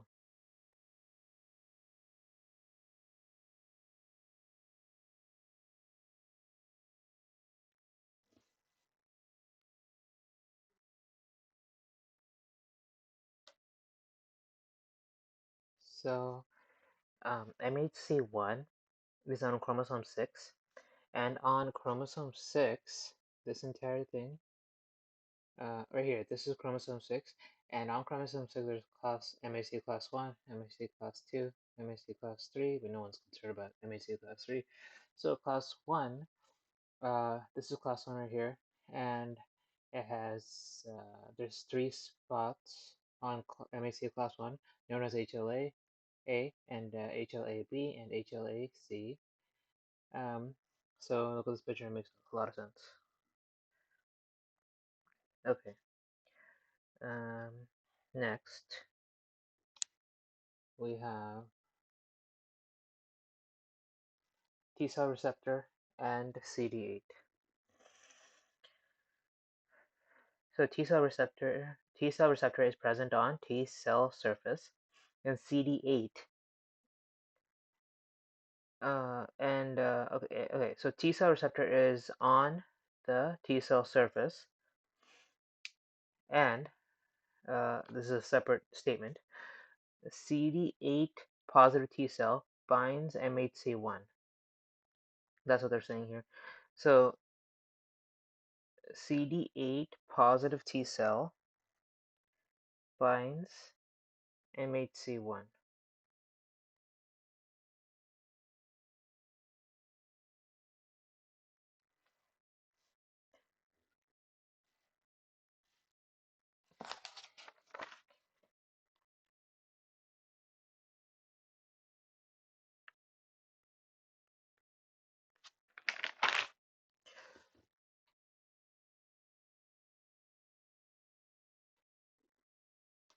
So this is what this means, this photo right here. If you look to the right, it's talking about CD8 T cells, which is what we're talking about here. Since MHC1 binds CD8, so what they're saying is that MHC1 presents antigen on APC to CD8 positive T cell. So look at this picture. MHC is this red thing right here. MHC1 is this red thing. Presents antigen. Antigen is the yellow thing. On this APC, which is antigen presenting cell. So MHC1 is located on top of this APC. The MHC1 grabs the antigen and takes it to the T cell for destruction. Okay, so look at this picture. Memorize this picture. Okay, next.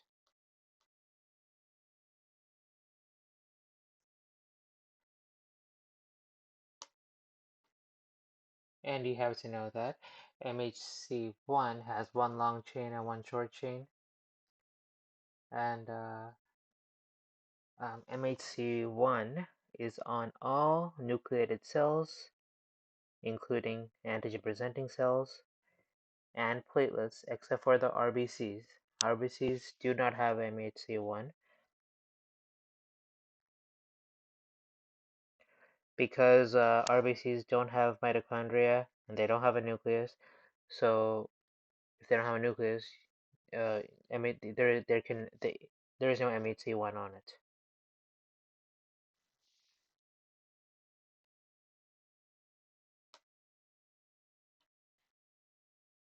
The function of MHC1 is to present endogenous antigens like viral or cytosolic proteins to the CD8 positive cytotoxic T cells. Mm. So what is meant by endogenous antigens? It's a virus that incorporates itself into our DNA. So there are antigens that come from somewhere outside, from the outside world, into our body, and try to incorporate itself into our DNA. That's like that's talking about virus. Um, you know, yeah, virus.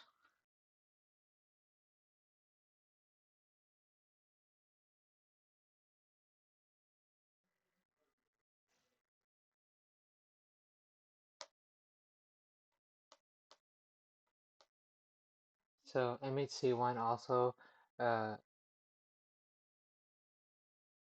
presents cytosolic proteins like ubiquitin and transcription factors to CD8 positive cytotoxic T cells for degradation.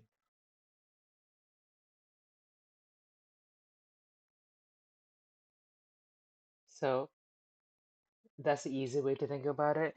But basically, uh, the MHC uh, takes ubiquin takes the ubiquitin and transcription factor products after use for degradation, right? So specifically what that means is this, right? Abnormal proteins are tagged with ubiquitin and then degraded by a proteasome into peptides. These peptides are transported into the ER by TAP, and they are loaded onto MHC1. So the peptides are loaded onto MHC1, and then these peptides are now on the MHC1, and they are presented to the CD8 T cell by MHC1 for destruction. So that's exactly how it happens. So you have to remember ubiquitin and the transcription factors, proteasome subunits are taken by the MHC1 to the CD8 after the use, after everything. And this everything includes that this the abnormal proteins are tagged with ubiquitin. Any abnormal proteins in the cell, the body recognizes that, um, and they're tagged with ubiquitin. And then these proteins are degraded by proteasome into peptides. Next, these peptides are transported into the ER by TAP, which is transporter associated with antigen processing. That's the name of it, TAP. So these peptides are transported into the ER by TAP, and they are loaded onto MHC1.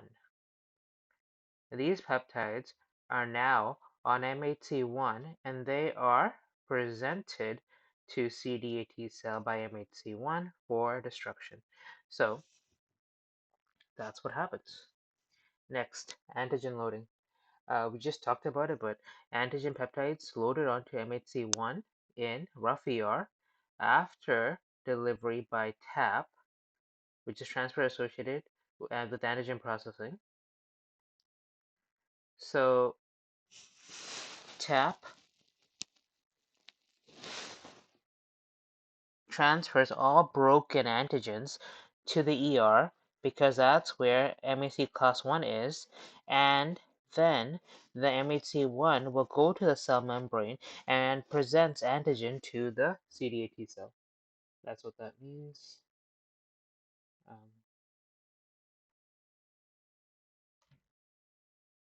And what type of ER does this MHC1 loading happen in? It happens in the rough ER, not the smooth ER, a rough ER. Okay. Yes.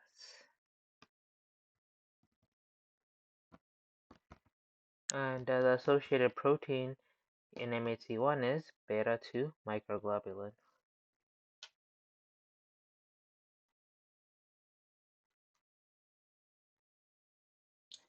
So beta 2 microglobulin binds to MHC1 in the rough ER and stabilizes MHC1. Beta 2 microglobulin is needed for MHC1 to reach the cell surface, and beta 2 microglobulin is up in certain diseases like multiple myeloma, renal dysfunction.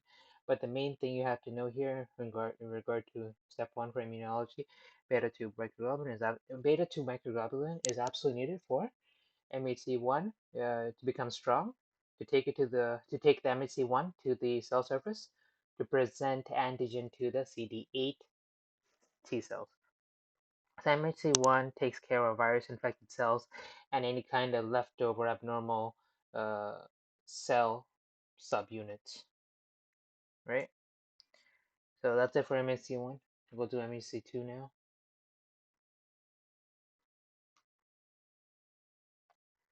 Yeah, we have MHC2. So MHC2,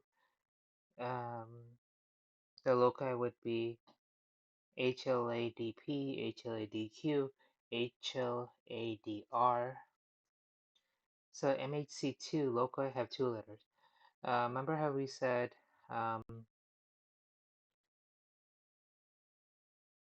this is, well, MHC2 loci have two letters. So this is just a way to remember that MHC2 has DP, DQ, and DR spots on their chromosome. So I'll show you. Let's see. Right here. So, wait, yeah.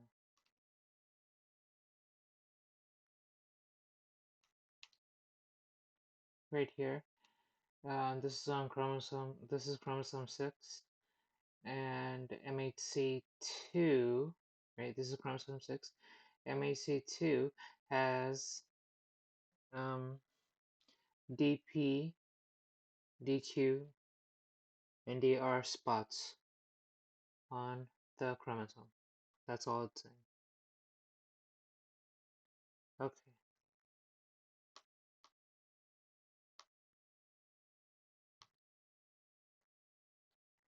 And the binding, T cell receptor and CD4. So basically, CD4 T cell binds MHC2.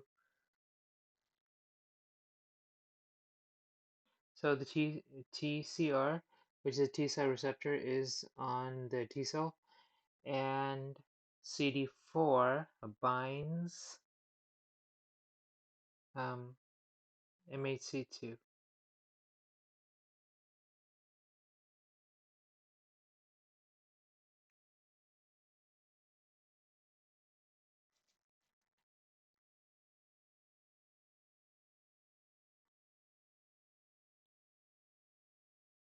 So CD4 positive T cell binds MHC2, so the T cell receptor on the CD4 binds MHC2.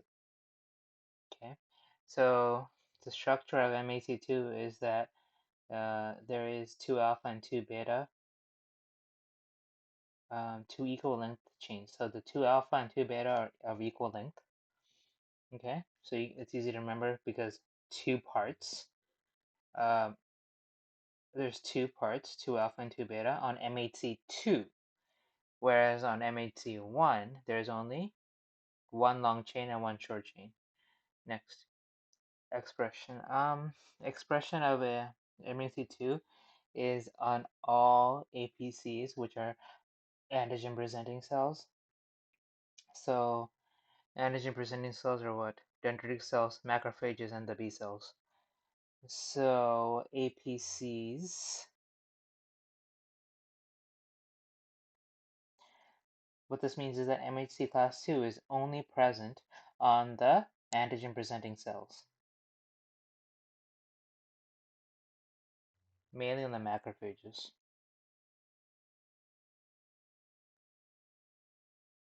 Whereas MHC1 is on all cells in the body that have a nucleus, including antigen presenting cells. Okay? Okay. Now, the function of MHC2 is that MHC presents exogenous antigens like bacteria that enters our body to the CD4 positive helper T cells. So the bacteria enters our body.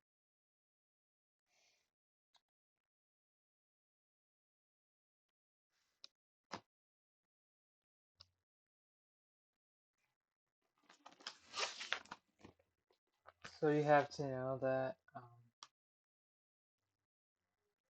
bacteria enters the body. MHC2 on the macrophage grabs bacteria and presents the bacteria to the CD4 T cell. The T cell receptor on the CD4 T cell is what grabs bacteria from the MHC2, and this then activates CD4 positive T cells and will help make more antibodies to uh, kill off this bacteria. But you have to know that antigen is a piece of bacteria. So when a macrophage grabs a bacteria, the macrophage swallows the bacteria first and then cuts up the bacteria, cuts up the bacteria, and then MHC2 grabs the pieces of bacteria, uh, which is now known as antigen, and then presents it to the CD4 T cell. So you just have to know the first thing is that macrophages phagocytes, right? They phagocytes the bacteria, which means they eat the bacteria. And once they eat the bacteria, it's cut up, and then MHC2 now comes and grabs the little pieces and presents it to the CD4 T cell for destruction. Okay. Next, Antigen loading. Antigen loaded following release of invariant chain in an acidified endosome. So the invariant chain is removed, then antigen is loaded to MHC class 2, which then goes to the surface. MH2 presenting antigen to the macrophage. CD4 positive T cell then binds to this macrophage with MHC2 on it. Okay.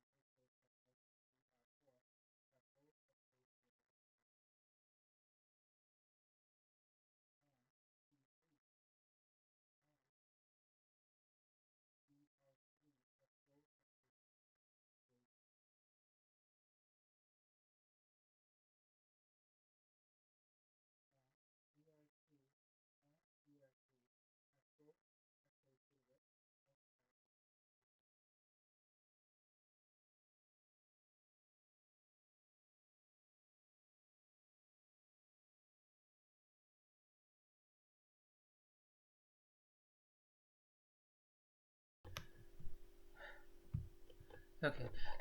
Functions of natural killer cells. Lymphocyte member of innate immune system use perforin and granzymes to induce apoptosis of virally infected cells and tumor cells. Activity enhanced by interleukin 2, interleukin 12, interferon alpha, and interferon beta. Induced to kill when exposed to a non-specific activation signal on target cell and or to an absence of MHC1 on target cell surface. Also kills by antibody-dependent cell-mediated cytotoxicity. CD16 binds Fc region of bound IgG, activating the natural killer cell.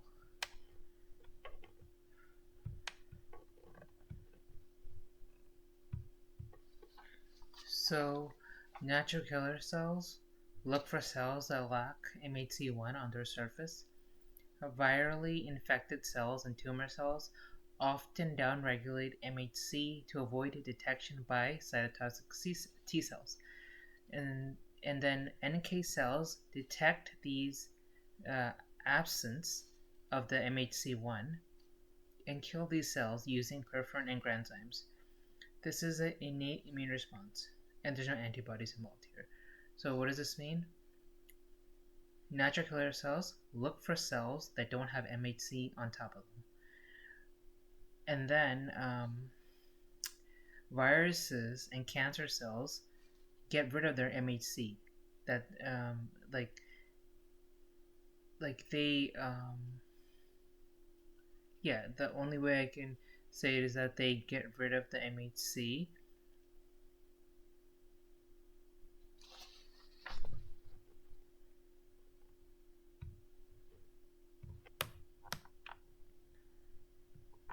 Okay, so cancer cells get rid of MHC to avoid detection by cytotoxic T cells. So remember, cancer cells in the early stage has MHC1 on them because cancer cells are the body's regular cells, right? And then they become mutated, which makes it cancer. So cancer cells in the early stage has MHC1 on the cell surface of the cancer cell.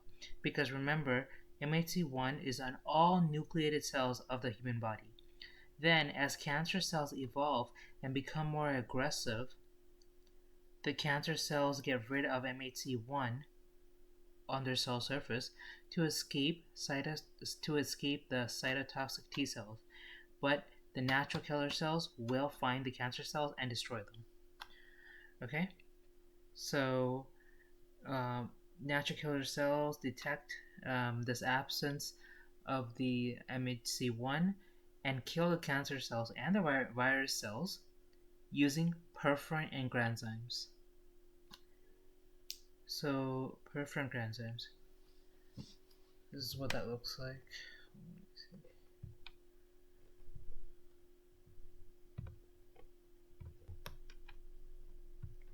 So um, the natural killer cells release perforin,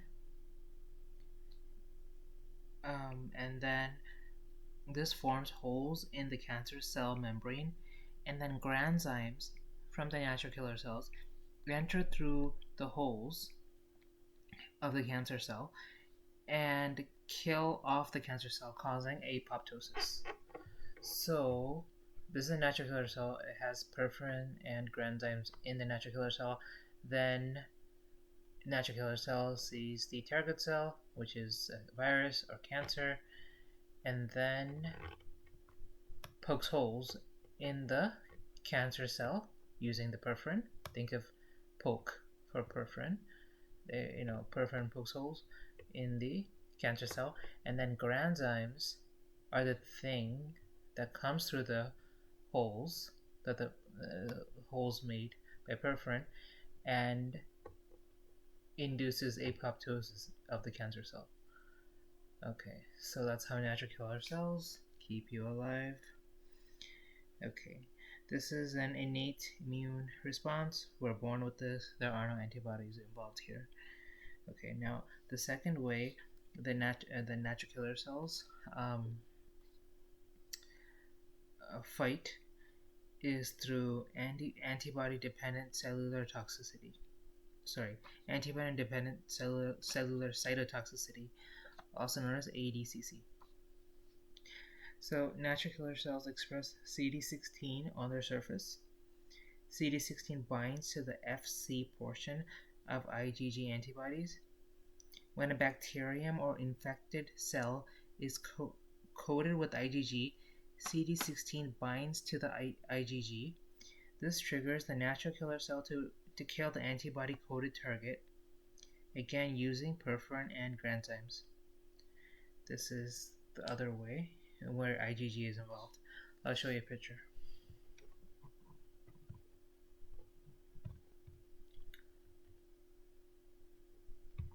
So, not sure where I left off, but we were talking about antibody-dependent cellular cytotoxicity.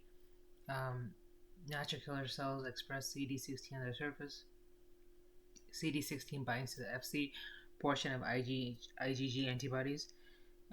When a bacterium or infected cell is coated with IgG, CD16 binds to the IgG. This triggers the natural killer cell to kill the antibody-coated target using the perforin enzymes. Okay, what this means is natural killer cells have CD16 on the natural killer cell surface, and CD16 binds to the Fc portion of the IgG antibody. This binding of CD16 to the Fc portion of the IgG only happens after the IgG has coated the bacteria. Then this interaction triggers natural killer cell to kill the IgG coated bacteria using the granzymes and perforins. And this is the picture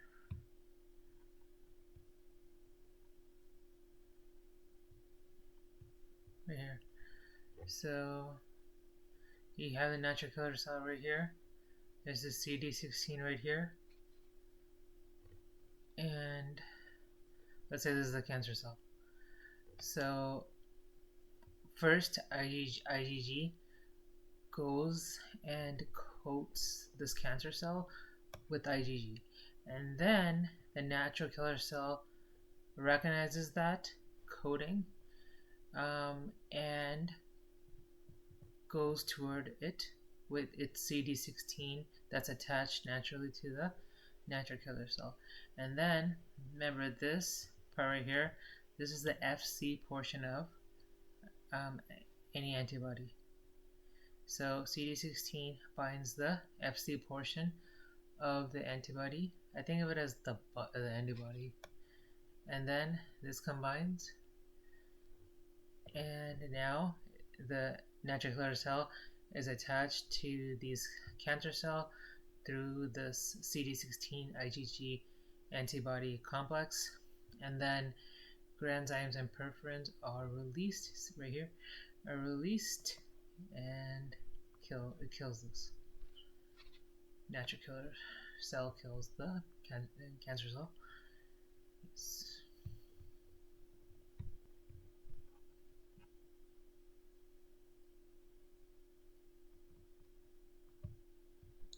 So major functions of B and T cells.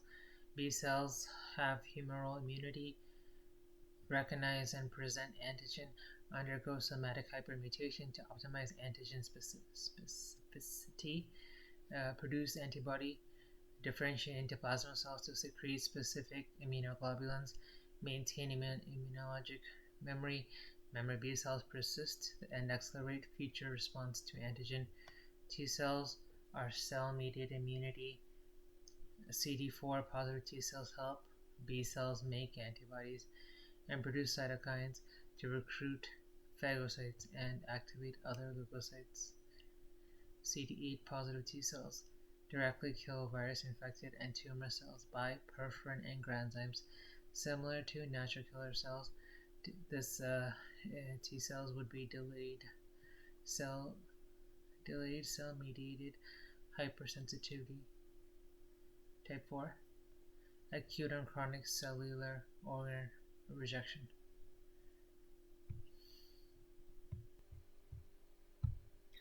So we said that B cells have humoral immunity. B cells recognize and present antigen, undergo somatic hypermutation to optimize the antigen specificity, produce antibody, differentiate into plasma cells to secrete specific immunoglobulins, maintain immunologic memory. Memory B cells persist and accelerate future response to antigen. Okay, so here we said B cells produce an antibody, which are the IgG and the IgM. B cells become plasma cells, so that plasma cell can make specific IgM or IgG needed for the body. Okay, and somatic hypermutation is when, after the B cell sees an antigen, the B cell goes to the germinal center in the lymph node where the B cell makes small mutations in parts of the antibody that binds antigen. These changes can make antibody bind better.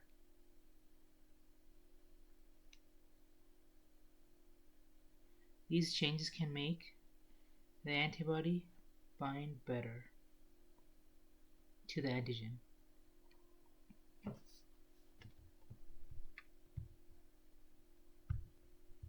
Yeah, the antibody binds the antigen, and this makes better antibodies.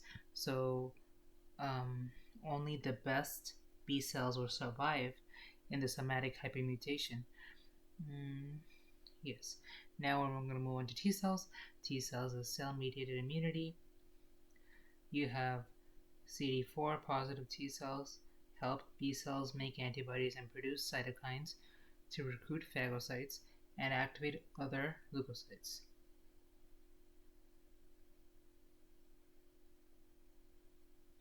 And then you have CD8 positive T cells directly kill virus infected and tumor cells by perforin and granzymes, similar to natural killer cells.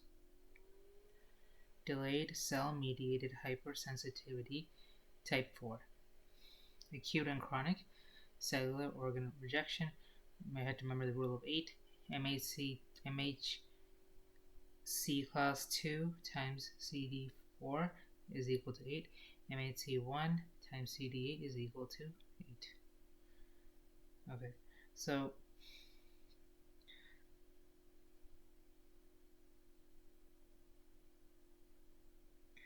cell-mediated immunity,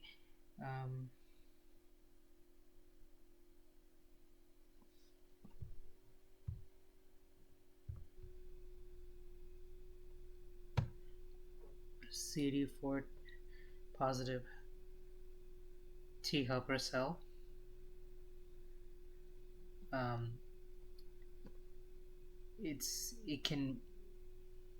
becomes two things, either Th1 or Th2. Th1 is cell-mediated immunity. Th2 is humoral immunity. Th1 activates macrophages, and Th2, which is the humoral immunity, activates the B cells. Okay, so we said CD4 T cells help B cells make the antibodies, which is right? Because CD4 T cells differentiate into Th2, which activates the B cells. And what do B cells do? They make antibodies.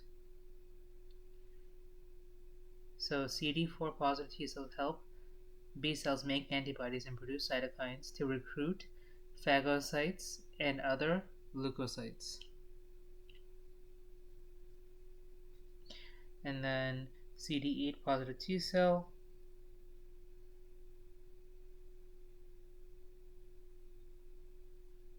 CD8 positive T cell kills virus infected cells by perforin and granzymes. So we said that T cells, there's two types. There's CD4 and CD8. CD4, I think of it as splits into. CD4 splits into Th1 and Th2. Th1 is cell-mediated immunity. Th2 is humoral immunity. Th1 activates the macrophages, Th2 activates the B cells. I guess you can think of it this way. Since B is the second letter of the alphabet, you can think of the humoral immunity as Th2.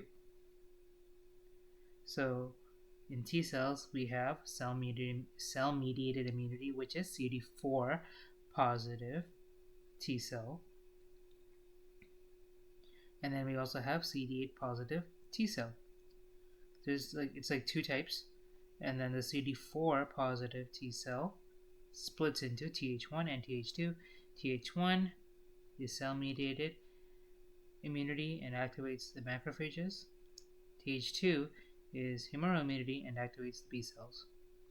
And then, remember we said we have two types of T cells. So the second one would be CD8 positive T cell, and that kills tumor cells and viruses by poking holes in the enemy and releasing granzymes into the enemy to kill it. So, and we have here MHC2, MHC2.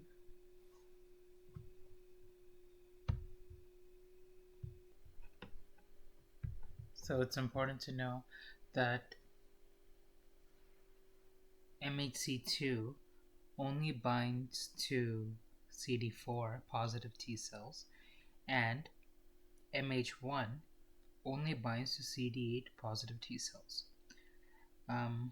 We went into detail before about this. I'm just going to quickly recap.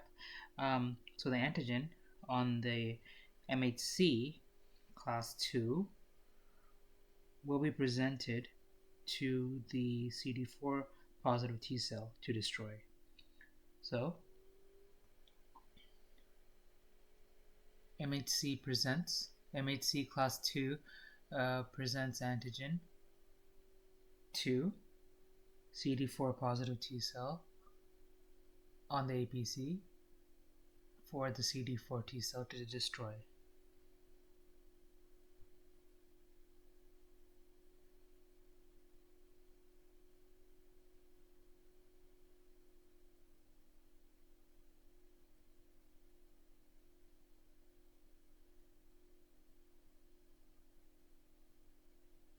Yeah, so MHC class 2 presents antigen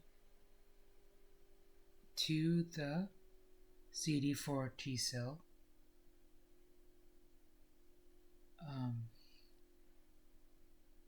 while the MHC2 is on the APC, so the CD4 T cell can kill it. Okay, so what you have to know is that CD4 T cells activate macrophages and B cells to fight in the body, but CD4 T cells do not directly kill anyone. They are instigators. CD4 T cells are instigators. They're like those people that say fight, fight, fight, but never get involved in the fight. That's a CD4. Just think of 4 bullies around two people that are fighting, and then the 4 people around these 2 guys are screaming fight, fight, fight. Those 4 guys around the people that are fighting are the CD4 T cells. They will never get involved in the fight. They just scream fight, fight, fight. Okay? So CD4 T cells are actually the psychopaths in the body. So remember that.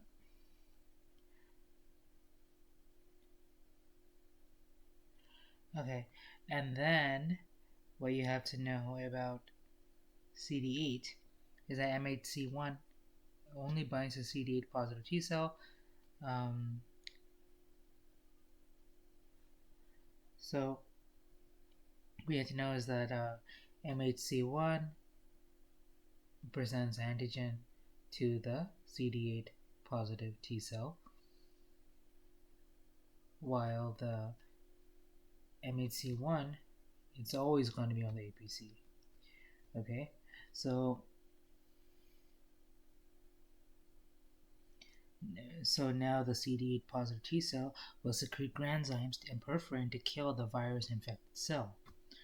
So yes. Now, cell-mediated immunity, it just means that the body uses cells to kill. It doesn't use any antibodies. Purely cell-mediated means that it only uses cells to kill.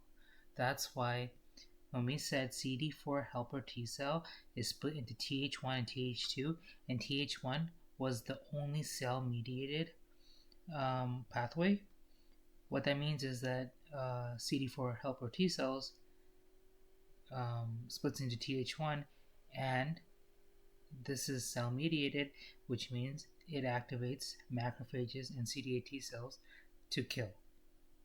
It means that macrophages it's a cell, right? They don't make antibodies, right? So macrophages are used to kill. CD8 positive T cells are also used to kill by Th1. Um,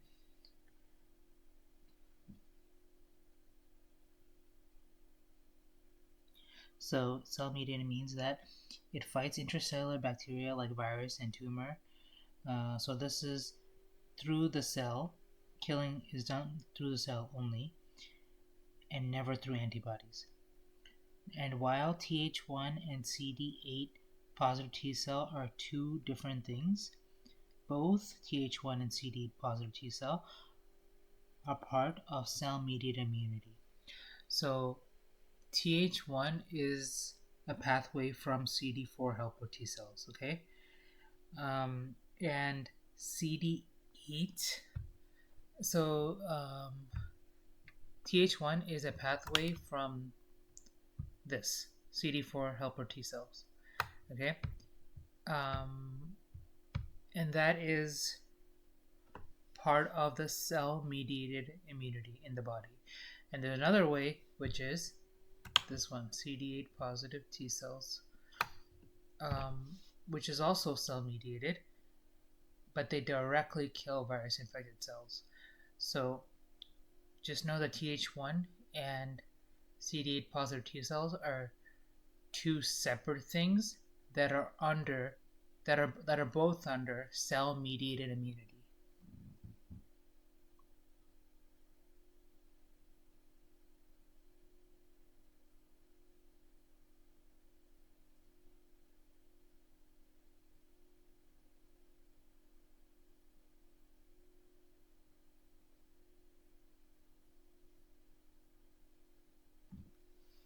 Okay.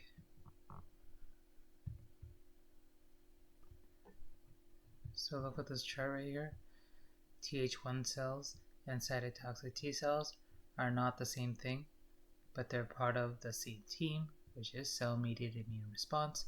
Th1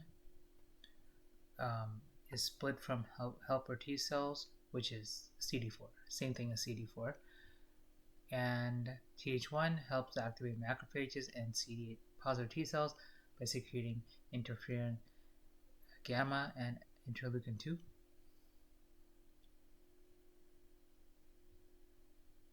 And Th1 is part of the cell mediated immunity. Now next, CD8 positive T cell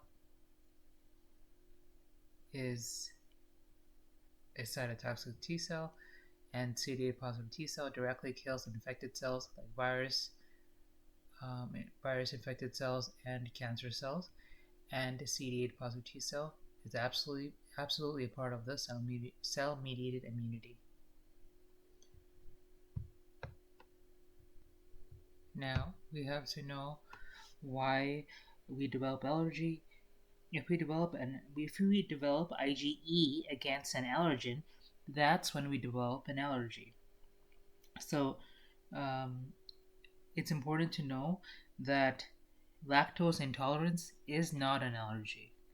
So lactose intolerance happens because of damage to the microvilli. So damage to microvilli in our intestines, that will cause lactose intolerance, and this is due to a loss of lactase. And lactase is what sits on top of the microvilli. So if you have some kind of injury to the intestines, that lactase gets damaged. It goes away. So obviously then now you can't digest milk anymore, right? So you get lactose intolerance because of lactase deficiency, and that's usually due to some injury, like um, yeah. So lactose intolerance is not an allergy because there is no IgE here at all. Um, Allergy is only when IgE is involved.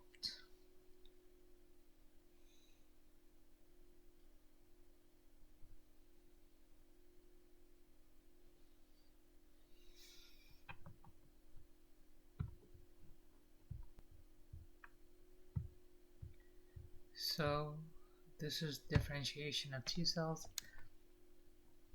Here you have the T cell precursor that um,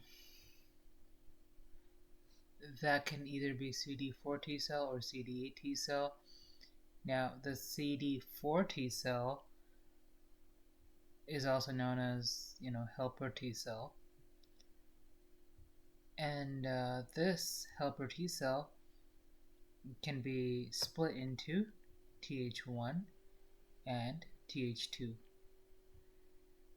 and also Th17 and T regulatory cells. Okay, um, and CD8 positive T cells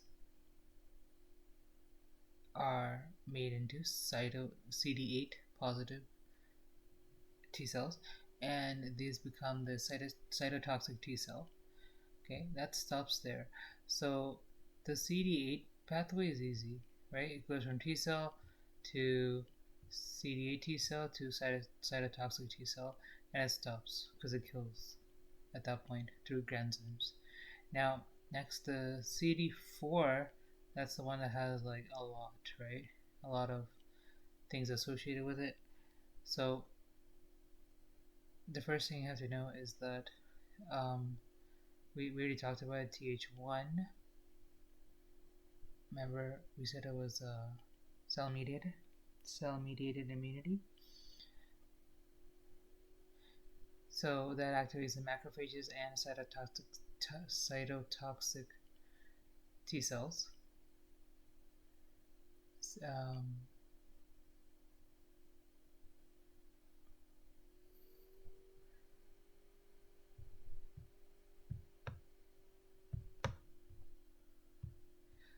so the Th1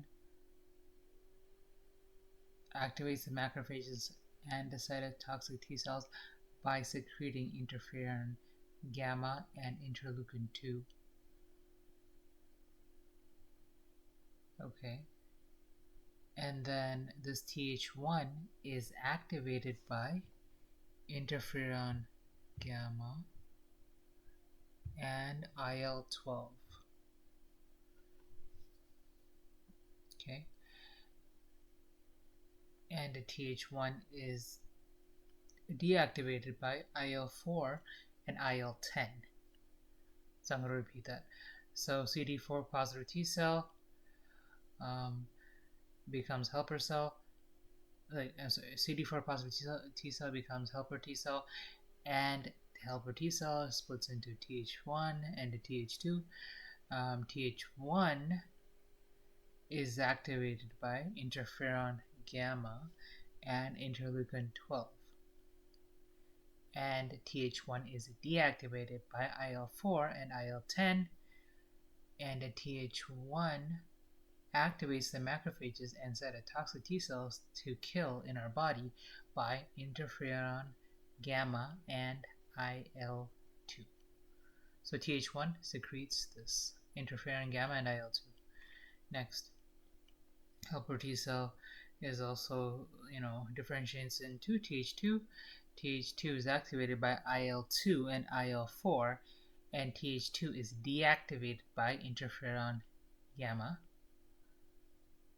Th2 activates IgE and eosinophils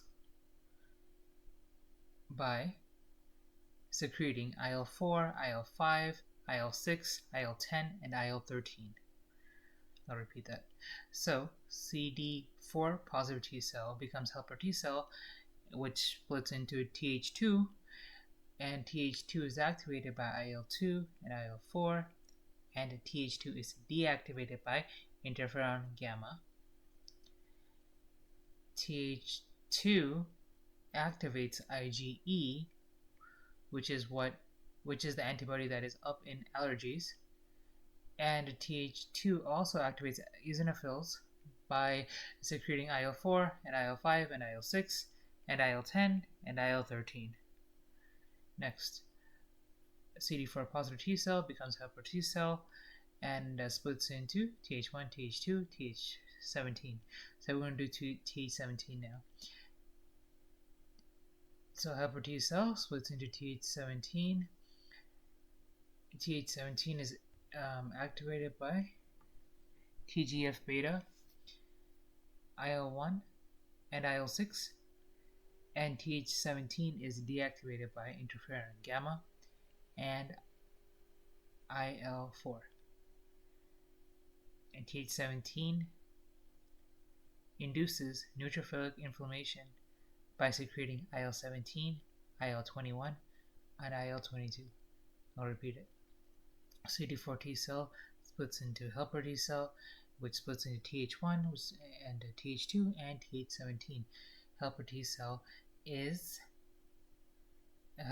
splits into Th17. Th17 is activated by TGF beta, IL-1, and IL-6. And Th17 is deactivated by interferon gamma and IL-4.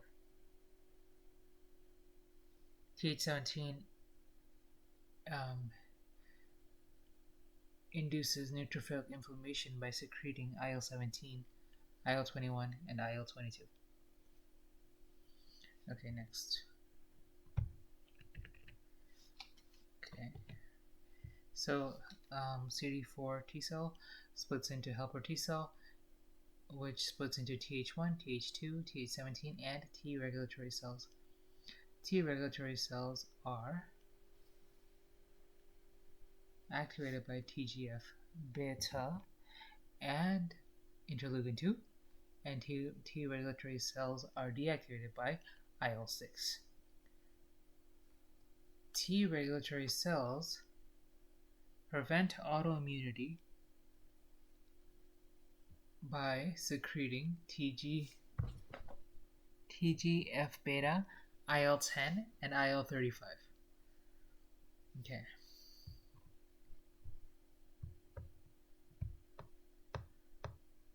So we'll get into autoimmunity, but we have to read these other things first. Positive selection, thymic cortex, T cells expressing T cell receptors capable of binding self-MHC on cortical epithelial cells survive. Negative selection, thymic medulla, T cells expressing T cell receptors with high affinity for self-antigens undergo apoptosis or become regulatory T cells. Tissue-restricted self-antigens are expressed in the thymus due to the action of autoimmune regulator, also known as AIR. Deficiency leads to autoimmune polyendocrine syndrome. 1. Chronic mucocutaneous candidiasis, hypoparathyroidism, adrenal insufficiency, recurrent candida infections. Without air, your body will char. Okay. Macrophage lymphocyte interaction. Th1 cells secrete interferon gamma, which enhance the ability of monocytes and macrophages to kill microbes they ingest. This function is also enhanced by interaction of T cell CD40 ligand with CD40 on the macrophage. Macrophages also activate lymphocytes by antigen presentation. Cytotoxic T cells kill virus-infected neoplastic and donor graft cells by inducing apoptosis. release cytotoxic granules containing preformed proteins like perforin or granzyme B. Cytotoxic T cells have CD8, which binds to MHC1 on virus-infected cells. The regulatory T cells help maintain specific immune tolerance by suppressing CD4 and CD8 T cell effector functions identified by expression of CD3, CD4, CD25, and FOXP3. Activated regulatory T cells produce anti-inflammatory cytokines like IL-10, TGF-beta, IPEX, immune dysregulation, polyendocrinopathy, enteropathy, X-linked syndrome, genetic deficiency of FOXP3,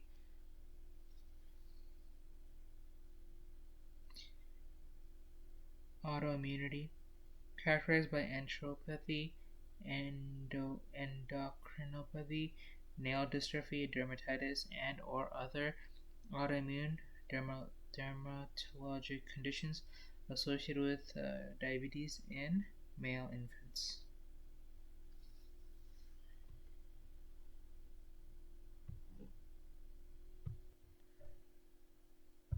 So, in positive selection, this happens in the cortex of the thymus. So, T cells are tested in the cortex of the thymus. If the T cell receptor recognizes MHC1 or MHC2, meaning if MHC1 or MHC2 cannot bind to the T cell receptor on the T cell, the T cell will die. So, 1 second.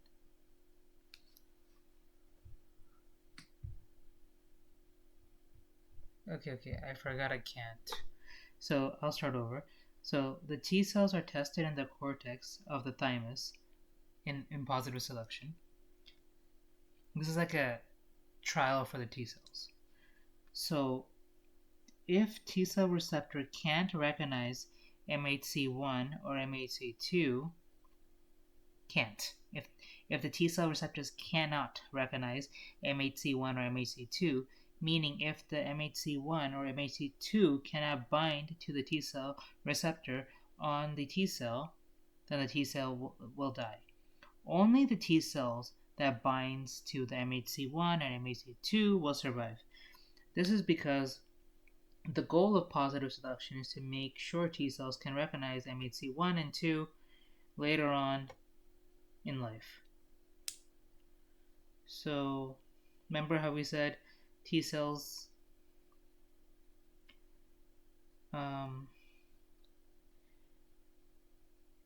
remember how we said that the MHC presents antigen on the APC to the T cells? That's what this is. So, if the MHC cannot present antigen to the T cell, then it's useless, right? Because the MHC won't be able to recognize the T cell anyway. So even if it does grab antigen, it doesn't know who to give it to. So that's how the human being dies. So we have to make sure positive selection happens well in the body, and positive selection happens in the cortex of the thymus. So right here, positive selection happens in this area. Positive selection, see this? Okay, now we're going to go into negative selection.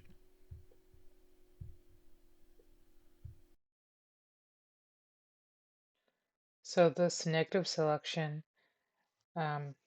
happens at the medulla of the thymus.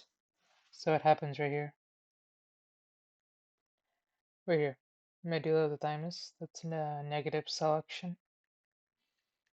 So what happens in negative selection is after positive selection in the cortex of the thymus, T cells that bind MHC1 and MHC2 move on to the medulla of the thymus, where the T cells are tested again If a T cell binds too strongly to an antigen on the MHC1 or MHC class 2, those T cells are destroyed by apoptosis, or you can get autoimmunity. What is autoimmunity? That's when the body attacks itself. Like think of autoimmune diseases like lupus. The body attacks the good cells and the bad cells, everything, right? So the body attacks itself. So if you don't have the negative selection, you get autoimmunity. So if the body doesn't kill off the T cells that bind too strongly to MHC class 1 and MHC class 2, you will get autoimmunity, right? So killing off the T cells that bind MHC class 1 and 2 too strongly is a good thing for the body and promotes self-tolerance. What is self-tolerance? Self-tolerance is like the immune system's ability to recognize the body's own cells as part of the body's self and not attack the cells. Self-tolerance, it's like think of it as like the body tolerates itself. The body recognizes the body as its own and they should preserve it. So that is what self-tolerance is. It's a good thing. Okay? And if you don't have self-tolerance, you get autoimmunity, which is always a bad thing. Okay, it's like auto-destruction. So negative selection prevents autoimmunity and enhances self-tolerance. Okay. And then we see air right here. See, oh my, what is this? Okay, you see air right here. Okay, so this air, what is air? Air eliminates T cells that bind MHC class 1 and 2 too strongly. So air helps us, right? Air helps people out. Air promotes negative selection. Think that makes sense, right? Because humans need air to live. So think of it as something you need to live. Air is something you absolutely need to live, otherwise you get autoimmune diseases. Okay, so if you have a deficiency of air, deficiency leads to autoimmune polyendocrine syndrome 1. See that? A deficiency of air leads to autoimmune polyendocrine 1.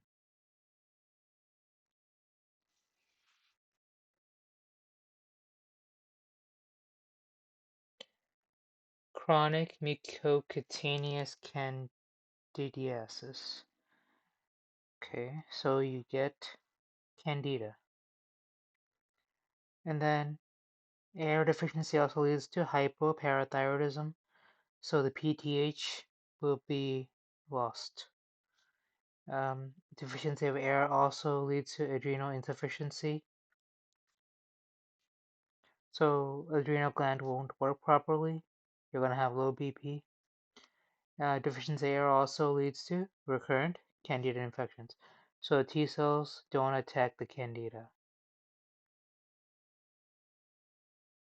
because the T cells that bind MHC very strongly are still alive, right? So the bad T cells and the good T cells are all there, but they're not working properly. So T cells don't attack the candida. Okay. So without air, you char. Oh, okay. CHAR. Okay, that's a mnemonic that the first aid gives. CHAR. C for candida, and then chronic mucocutaneous candidiasis, and then H for hypoparathyroidism, A for adrenal insufficiency, R for recurrent candida infections. Um, without the air, your body will char. Okay. Yeah, so air deficiency will lead to these four things. Okay. Because the body is not killing off T cells that bind very strongly to MHC1 and 2, so the body is destroying all the cells, right? Autoimmunity.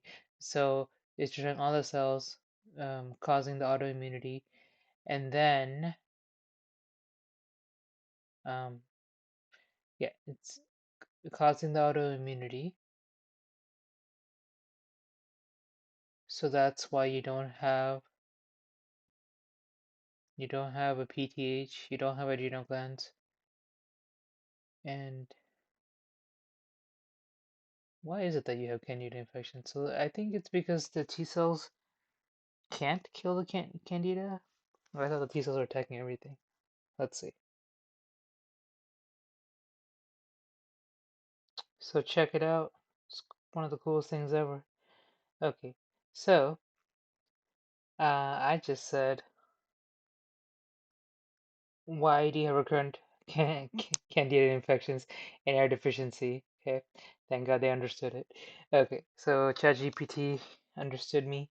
Um, AIR stands for autoimmune regulator. It's a gene important for central tolerance in the thymus. What is central tolerance? Central tolerance is um, where the body eliminates self-reactive lymphocytes during development by negative selection, and central tolerance happens in the thymus and the bone marrow. Peripheral tolerance is um, happens outside the thymus and the bone marrow, and peripheral tolerance controls self-reactive cells that escape the central tolerance using energy. Got you. Apoptosis. So peripheral tolerance kills cells that are outside the thymus and bone marrow, like the bad ones. And central tolerance only happens in the bone marrow and the thymus, right? It's killing off of the bad cells um, in the thymus and the bone marrow during the negative selection. Now, if we go down, AR stands for autoimmune regulator. It's a gene important for central tolerance in the thymus, right? So AIR takes care of bad T cells in the thymus and bone marrow, but we're talking about thymus now. Okay, so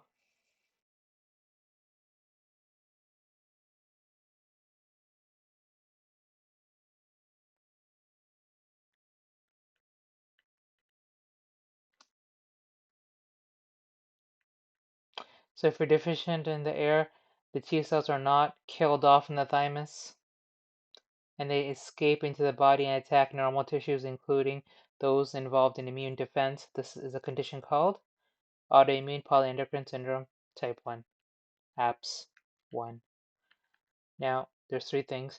Well, first aid mentions four, right? Well, the thing is, Candida, it's a recurrent chronic infection for Candida and recurrent infection. Um, they're similar. So that's why they only gave three. Hypoparathyroidism, adrenal insufficiency. So what happens here is that in air deficiency, the T cells escape into the body and attack the normal tissues, including T17 pathway, which are T cells, right? So yeah, so remember how we said Th17 is a differentiation of the CD4 T cell? Remember, CD4 T cell differentiates into helper cell, and helper cell differentiates into Th1, Th2, Th17, and T regulatory cells. Okay, so these bad T cells escape the thymus, right? Because negative selection is not working, and attacks the Th17 pathway. And Th17 pathway is what induces neutrophils, increases the neutrophils in the body, and so that's not working. So candida grows. Okay, I'll show you a picture right here. Mm, mm, mm. See this? See this? CD4 help T cell, and then helper T cell. Then it goes to Th17, and which induces neutrophilic inflammation. Okay, so that's why you get candida in air deficiency.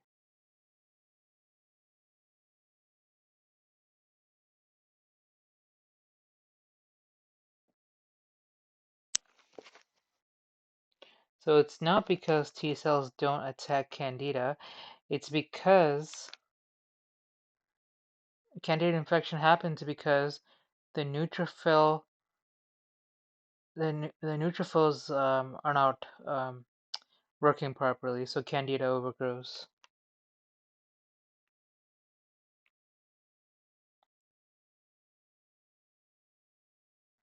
So now we have macrophage lymphocyte interaction. Th1 cells secrete interferon gamma. Yeah, so Th1 cells secrete the interferon gamma. Th1 cell is a differentiation from the CD4 T cell, as we mentioned multiple times. Okay, I'm saying it because I forget all the time. So Th1 cells is from the CD4 T cell, and Th1 cells secrete interferon gamma, which enhance the ability of monocytes and macrophages to kill microbes they ingest. Remember, Th1 activates what? Macrophages. See this? Macrophages. So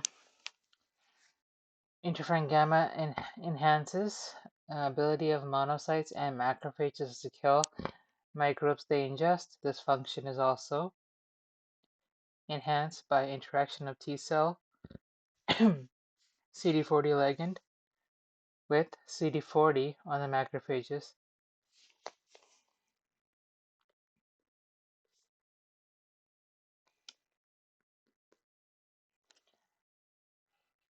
Okay, this function is enhanced by interaction of T cell CD40 ligand with CD40 on the macrophage. So on the macrophages, there's something, I'll show you a picture. See this? Um, the T cell has the CD40 ligand on it. The T cell has the CD40 ligand, and the macrophage has the CD40 on it. So the macrophage and the T cell will connect, and then the macrophage will release these cytokines, right? Yeah.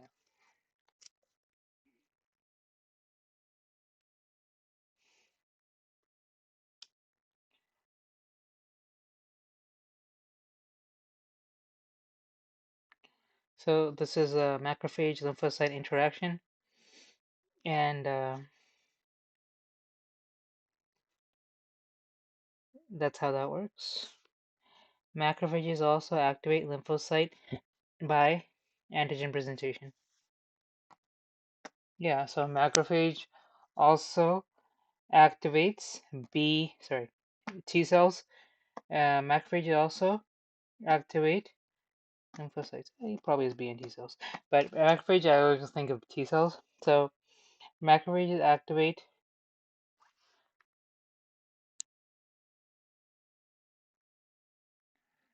Okay, so macrophages also activate lymphocytes by antigen presentation.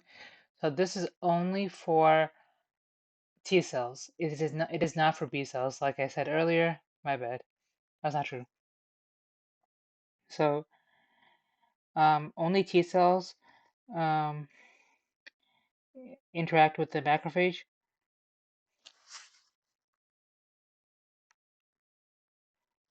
So macrophage presents antigen on MHC to the CD4 T cell.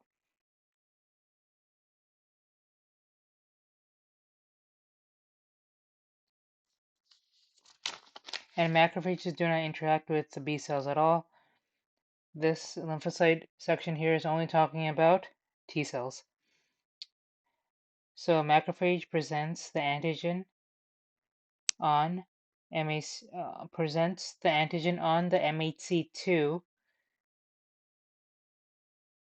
to give it to CD4 T cell.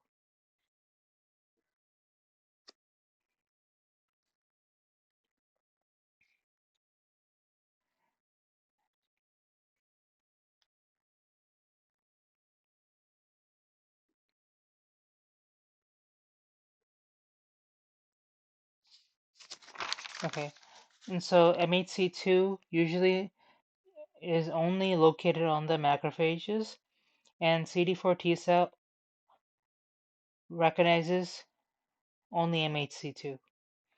MHC1 is on all nucleated cells of the body, and CD8 T cell recognizes MHC1. So you have to know that MHC2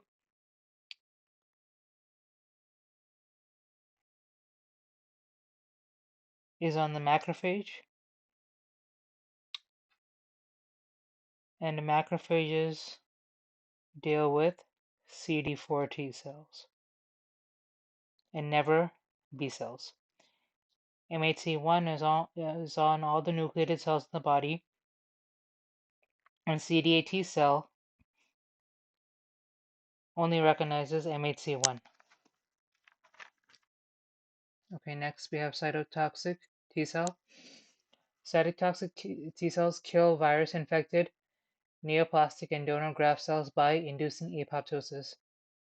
Release cytotoxic granules containing preformed proteins like perforin and granzyme B.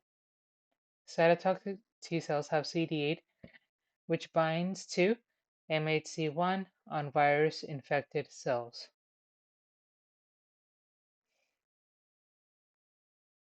Yeah, so cytotoxic T cells have CD8, which binds to MHC1 on virus-infected cells.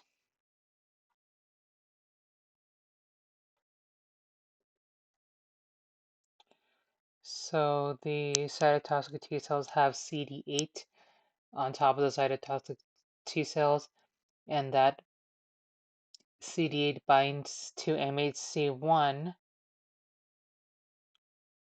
on the infected cell. Okay, so this is a picture. We have CD8 T cell here, and we have the CD8 on top of the CD8 T cell, and then we have the antigen presenting cell. Antigen presenting cells are either macrophages, dendritic cells, or B cells.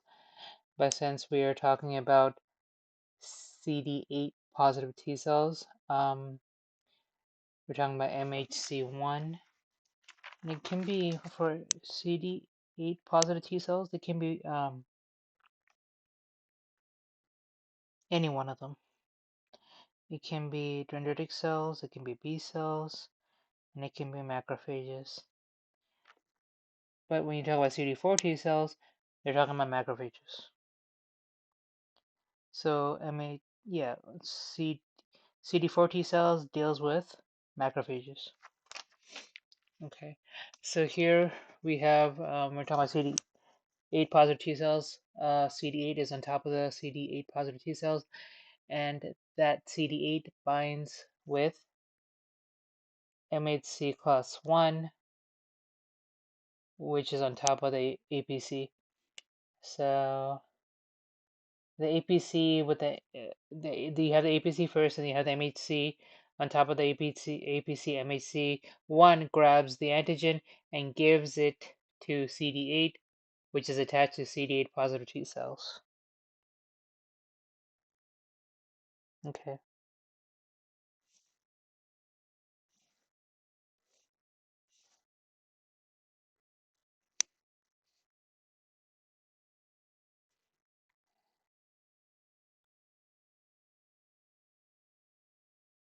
So cytotoxic T cells.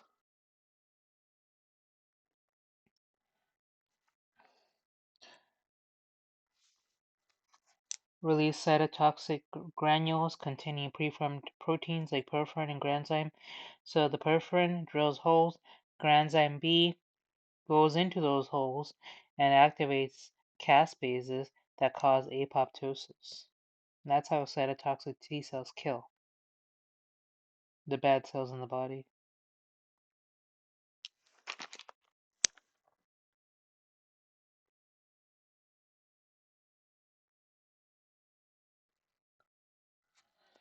Regulatory T cells help maintain specific immune tolerance by suppressing CD4 and CD8 T cell effector functions identified by expression of CD3 and CD4, CD25, and FOXP3. Activated regulatory T cells produce anti-inflammatory cytokines like IL-10, TGF-beta. IPEX is immune dysregulation, polyendocrinopathy, enteropathy, and X-linked syndrome.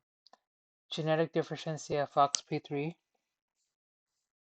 leads to autoimmunity, and this is characterized by enteropathy, endocrinopathy, nail dystrophy, dermatitis, and/or other autoimmune dermatologic conditions associated with diabetes in male infants. Okay, so regulatory T cells help maintain specific immune tolerance by suppressing CD4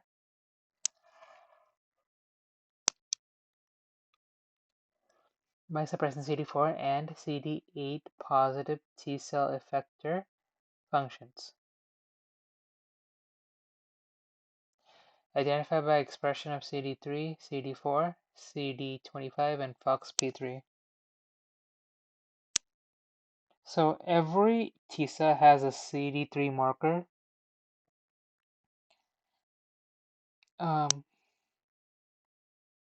And T cells, like regulatory T cells, are identified by CD3, CD4, CD25, and FOXP3. What do regulatory T cells do? They prevent autoimmunity. That's their job. So they prevent the body from attacking itself.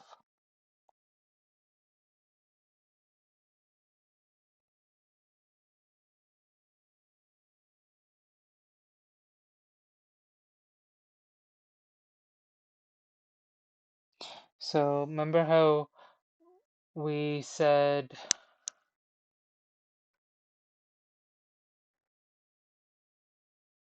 autoimmune diseases like SLE, rheumatoid arthritis, these are all autoimmune diseases where the body attacks itself. So that means the body is inflamed. There's a lot of inflammation going on, okay? So if we said regulatory T cells, the job of regulatory T cells is to stop autoimmune diseases. It's to stop autoimmune, the autoimmune pathway. So it's regulatory T cells stop the body from killing itself. So they have to reduce inflammation, okay? Now, if you know what IL-10 does,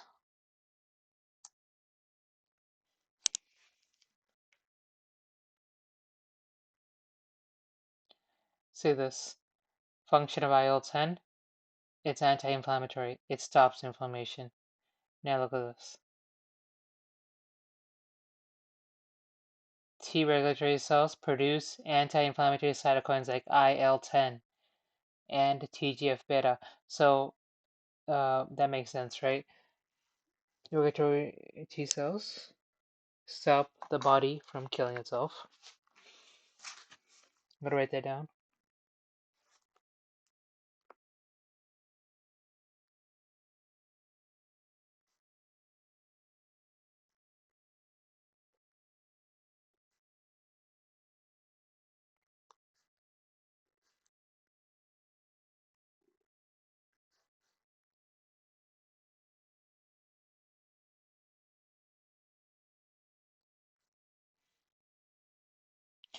Okay, so I wrote regulatory T cells stop the body from killing itself by producing IL-10.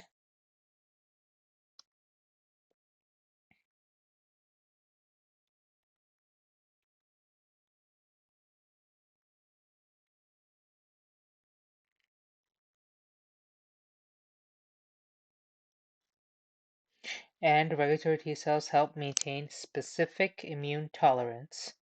Remember what tolerance was? Tolerance is the ability for the body to recognize um, the body as its own and not kill the body.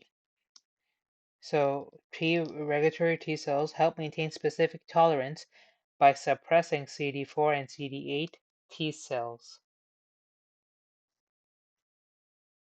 Remember CD4 and CD8? They CD4 does immune okay, so it CD4 increases IgE eosinophils, also recruits neutrophils and prevents autoimmunity, right? And activates the macrophages and cytotoxic T cells, right? So all these, what I just mentioned, these neutrophils and macrophages, that would cause even more inflammation in the body. So that's why T regulatory cells suppress that, right? Because you're trying to the job of regulatory T cells is to literally stop inflammation. That's it.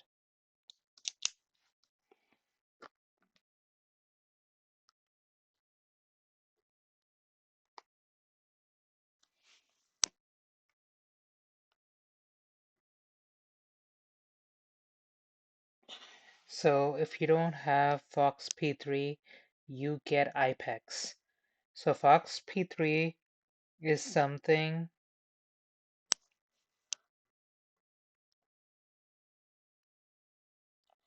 So FOXP3 is located on the T regulatory cell, and if you don't have this FOXP3, that means that means your T regulatory cell is not there, or it's not working properly.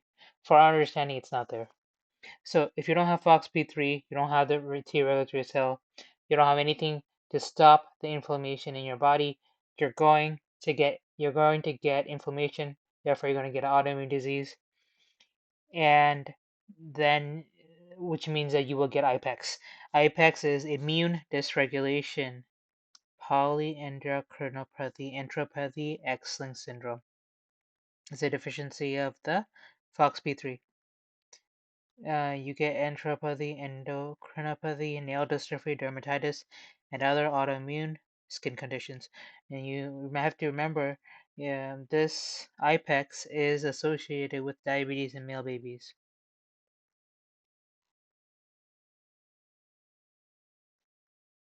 Okay. Fun fact, I have this written. Monocytes are macrophages before it goes into the tissue. Monocytes are monocytes in the blood and turn into macrophages once in the tissues.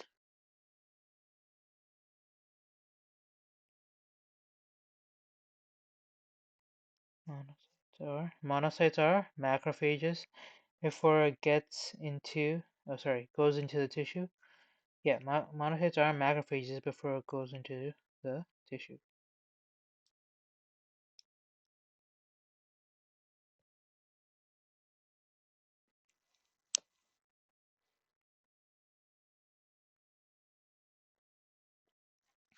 So the correct statement should be monocytes are precursors to macrophages. Monocytes circulate in the blood and differentiate into macrophages once they enter the tissue. Yeah, just something you gotta know, important. Now we have T and B cell activation.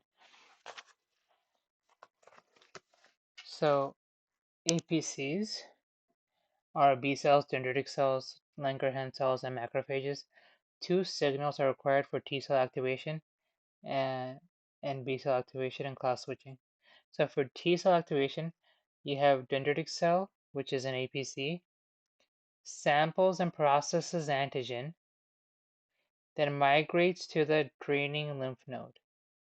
Then you have T cell activation, which is the first signal. There's an exogenous antigen that is presented on MHC2 and recognized by the T cell receptor on the CD4 cell.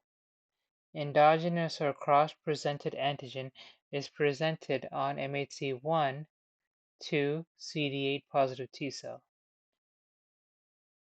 Then you have proliferation survival, which is signal 2, and this is a co-stimulatory signal by interaction of B7 protein on the dendritic cell and CD28 on the naive T cell. The last step in T cell activation is that you have activated Th cell. Is that you have the activated Th cell produces the cytokines.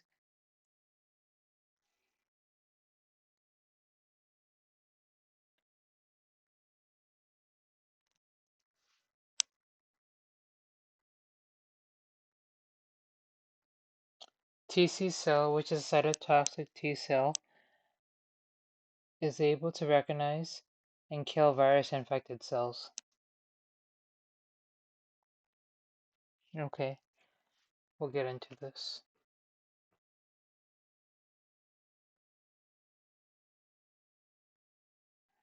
So, what you need to know is that for CD4 and CD8 T cells to be fully activated, you need two signals. So every time a MHC1 or MHC2 presents an antigen to a T cell, two signals are needed for full T cell activation, and we're going to go over those signals right now. So for CD4, so this right here, T cell activation. This is talking about both the CD4 and CD8 cell activation. So I'm just going to break it down and tell you. First, we're going to start with CD4 first. CD4 needs two signals, and the first signal is MHC2 binds to the T cell receptor on the CD4 positive T cell, and the second signal that CD4 T cell needs is B7 on the APC binds to CD28 on the CD4 positive T cells. Now CD4 T cell is fully activated. Okay, so that's it for CD4 positive T cells.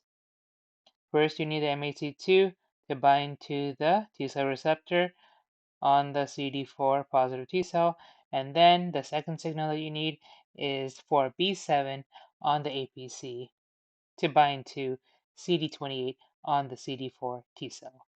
Right, now that's done. CD4 T cell is happy because it's activated. Now, next we have CD8 positive T cell. CD8 positive T cell also needs two signals to be fully activated. Okay, to be fully activated, the first signal is MHC binds. So the first signal is MHC1 binds to the T cell receptor of CD8 positive T cell. The second signal that CD8 positive T cell needs is CD8. Oops. The second signal that CD8 positive T cell needs is CD28, which is located on the CD8 positive T cell, needs to bind to the B7 on the APC. Now CD8 positive T cell is happy and activated. So what are the two signals for CD8 positive T cell?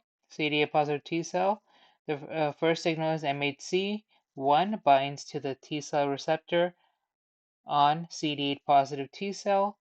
The second signal that CD8 positive T cell needs is CD28 positive is CD28 on the CD8 positive T cell binding to B7 on the APC. I'll say it again because I messed up. So the two signals that CD8 positive T cell needs is the one MHC1 binds to the T cell receptor on CD8 positive T cell. The second signal that CD8 positive T cell needs is CD28 on the CD8 positive T cell binding to the B7 on the APC. Okay, and that's it. Remember, B7 binds to CD28 on CD4 positive T cell, and B7 binds to CD28 on CD8 positive T cell. So B7 is always on the APC. B7 is also known as CD8086. So sometimes they may give that to you, so you have to know B7 is also known as CD80/86. And B7 and CD8086 is always going to be on the APC. CD28 is always on the CD8 positive T cell and the CD4 T cell.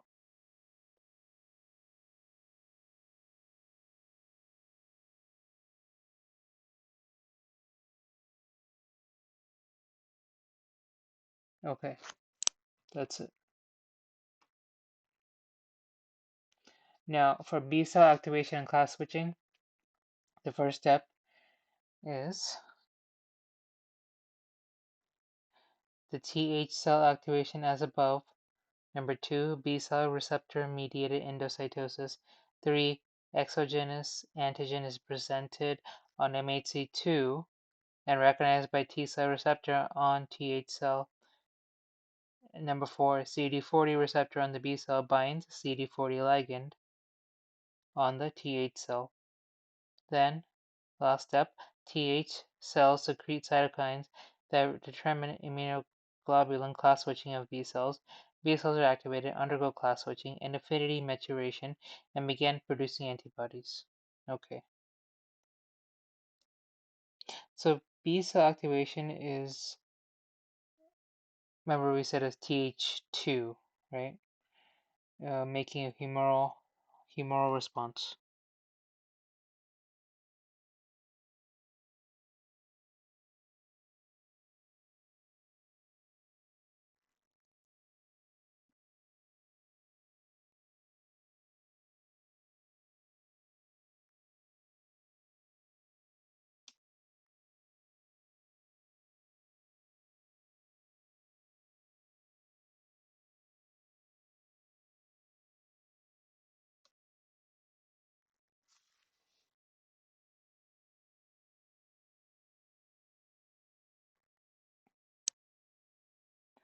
So here we have, it says Th cell activation as above. So you have to know that CD4 needs two signals, like we just mentioned, right? Um, and that's the first step to activate the B cell, because B cell activation and class switching is only between the B cell and the CD4 positive T cell. So you need B cells to be fully activated, and that's why you have number one, the number one step here, Th cell activation as above. So you need the two signals for B cell to be completely active. Number two,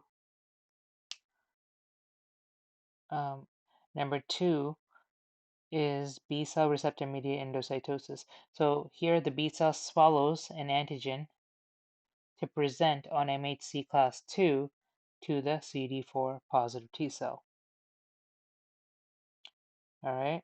Number 3, the antigen is presented on the MHC and recognized by the T cell receptor of the CD4 positive T cell.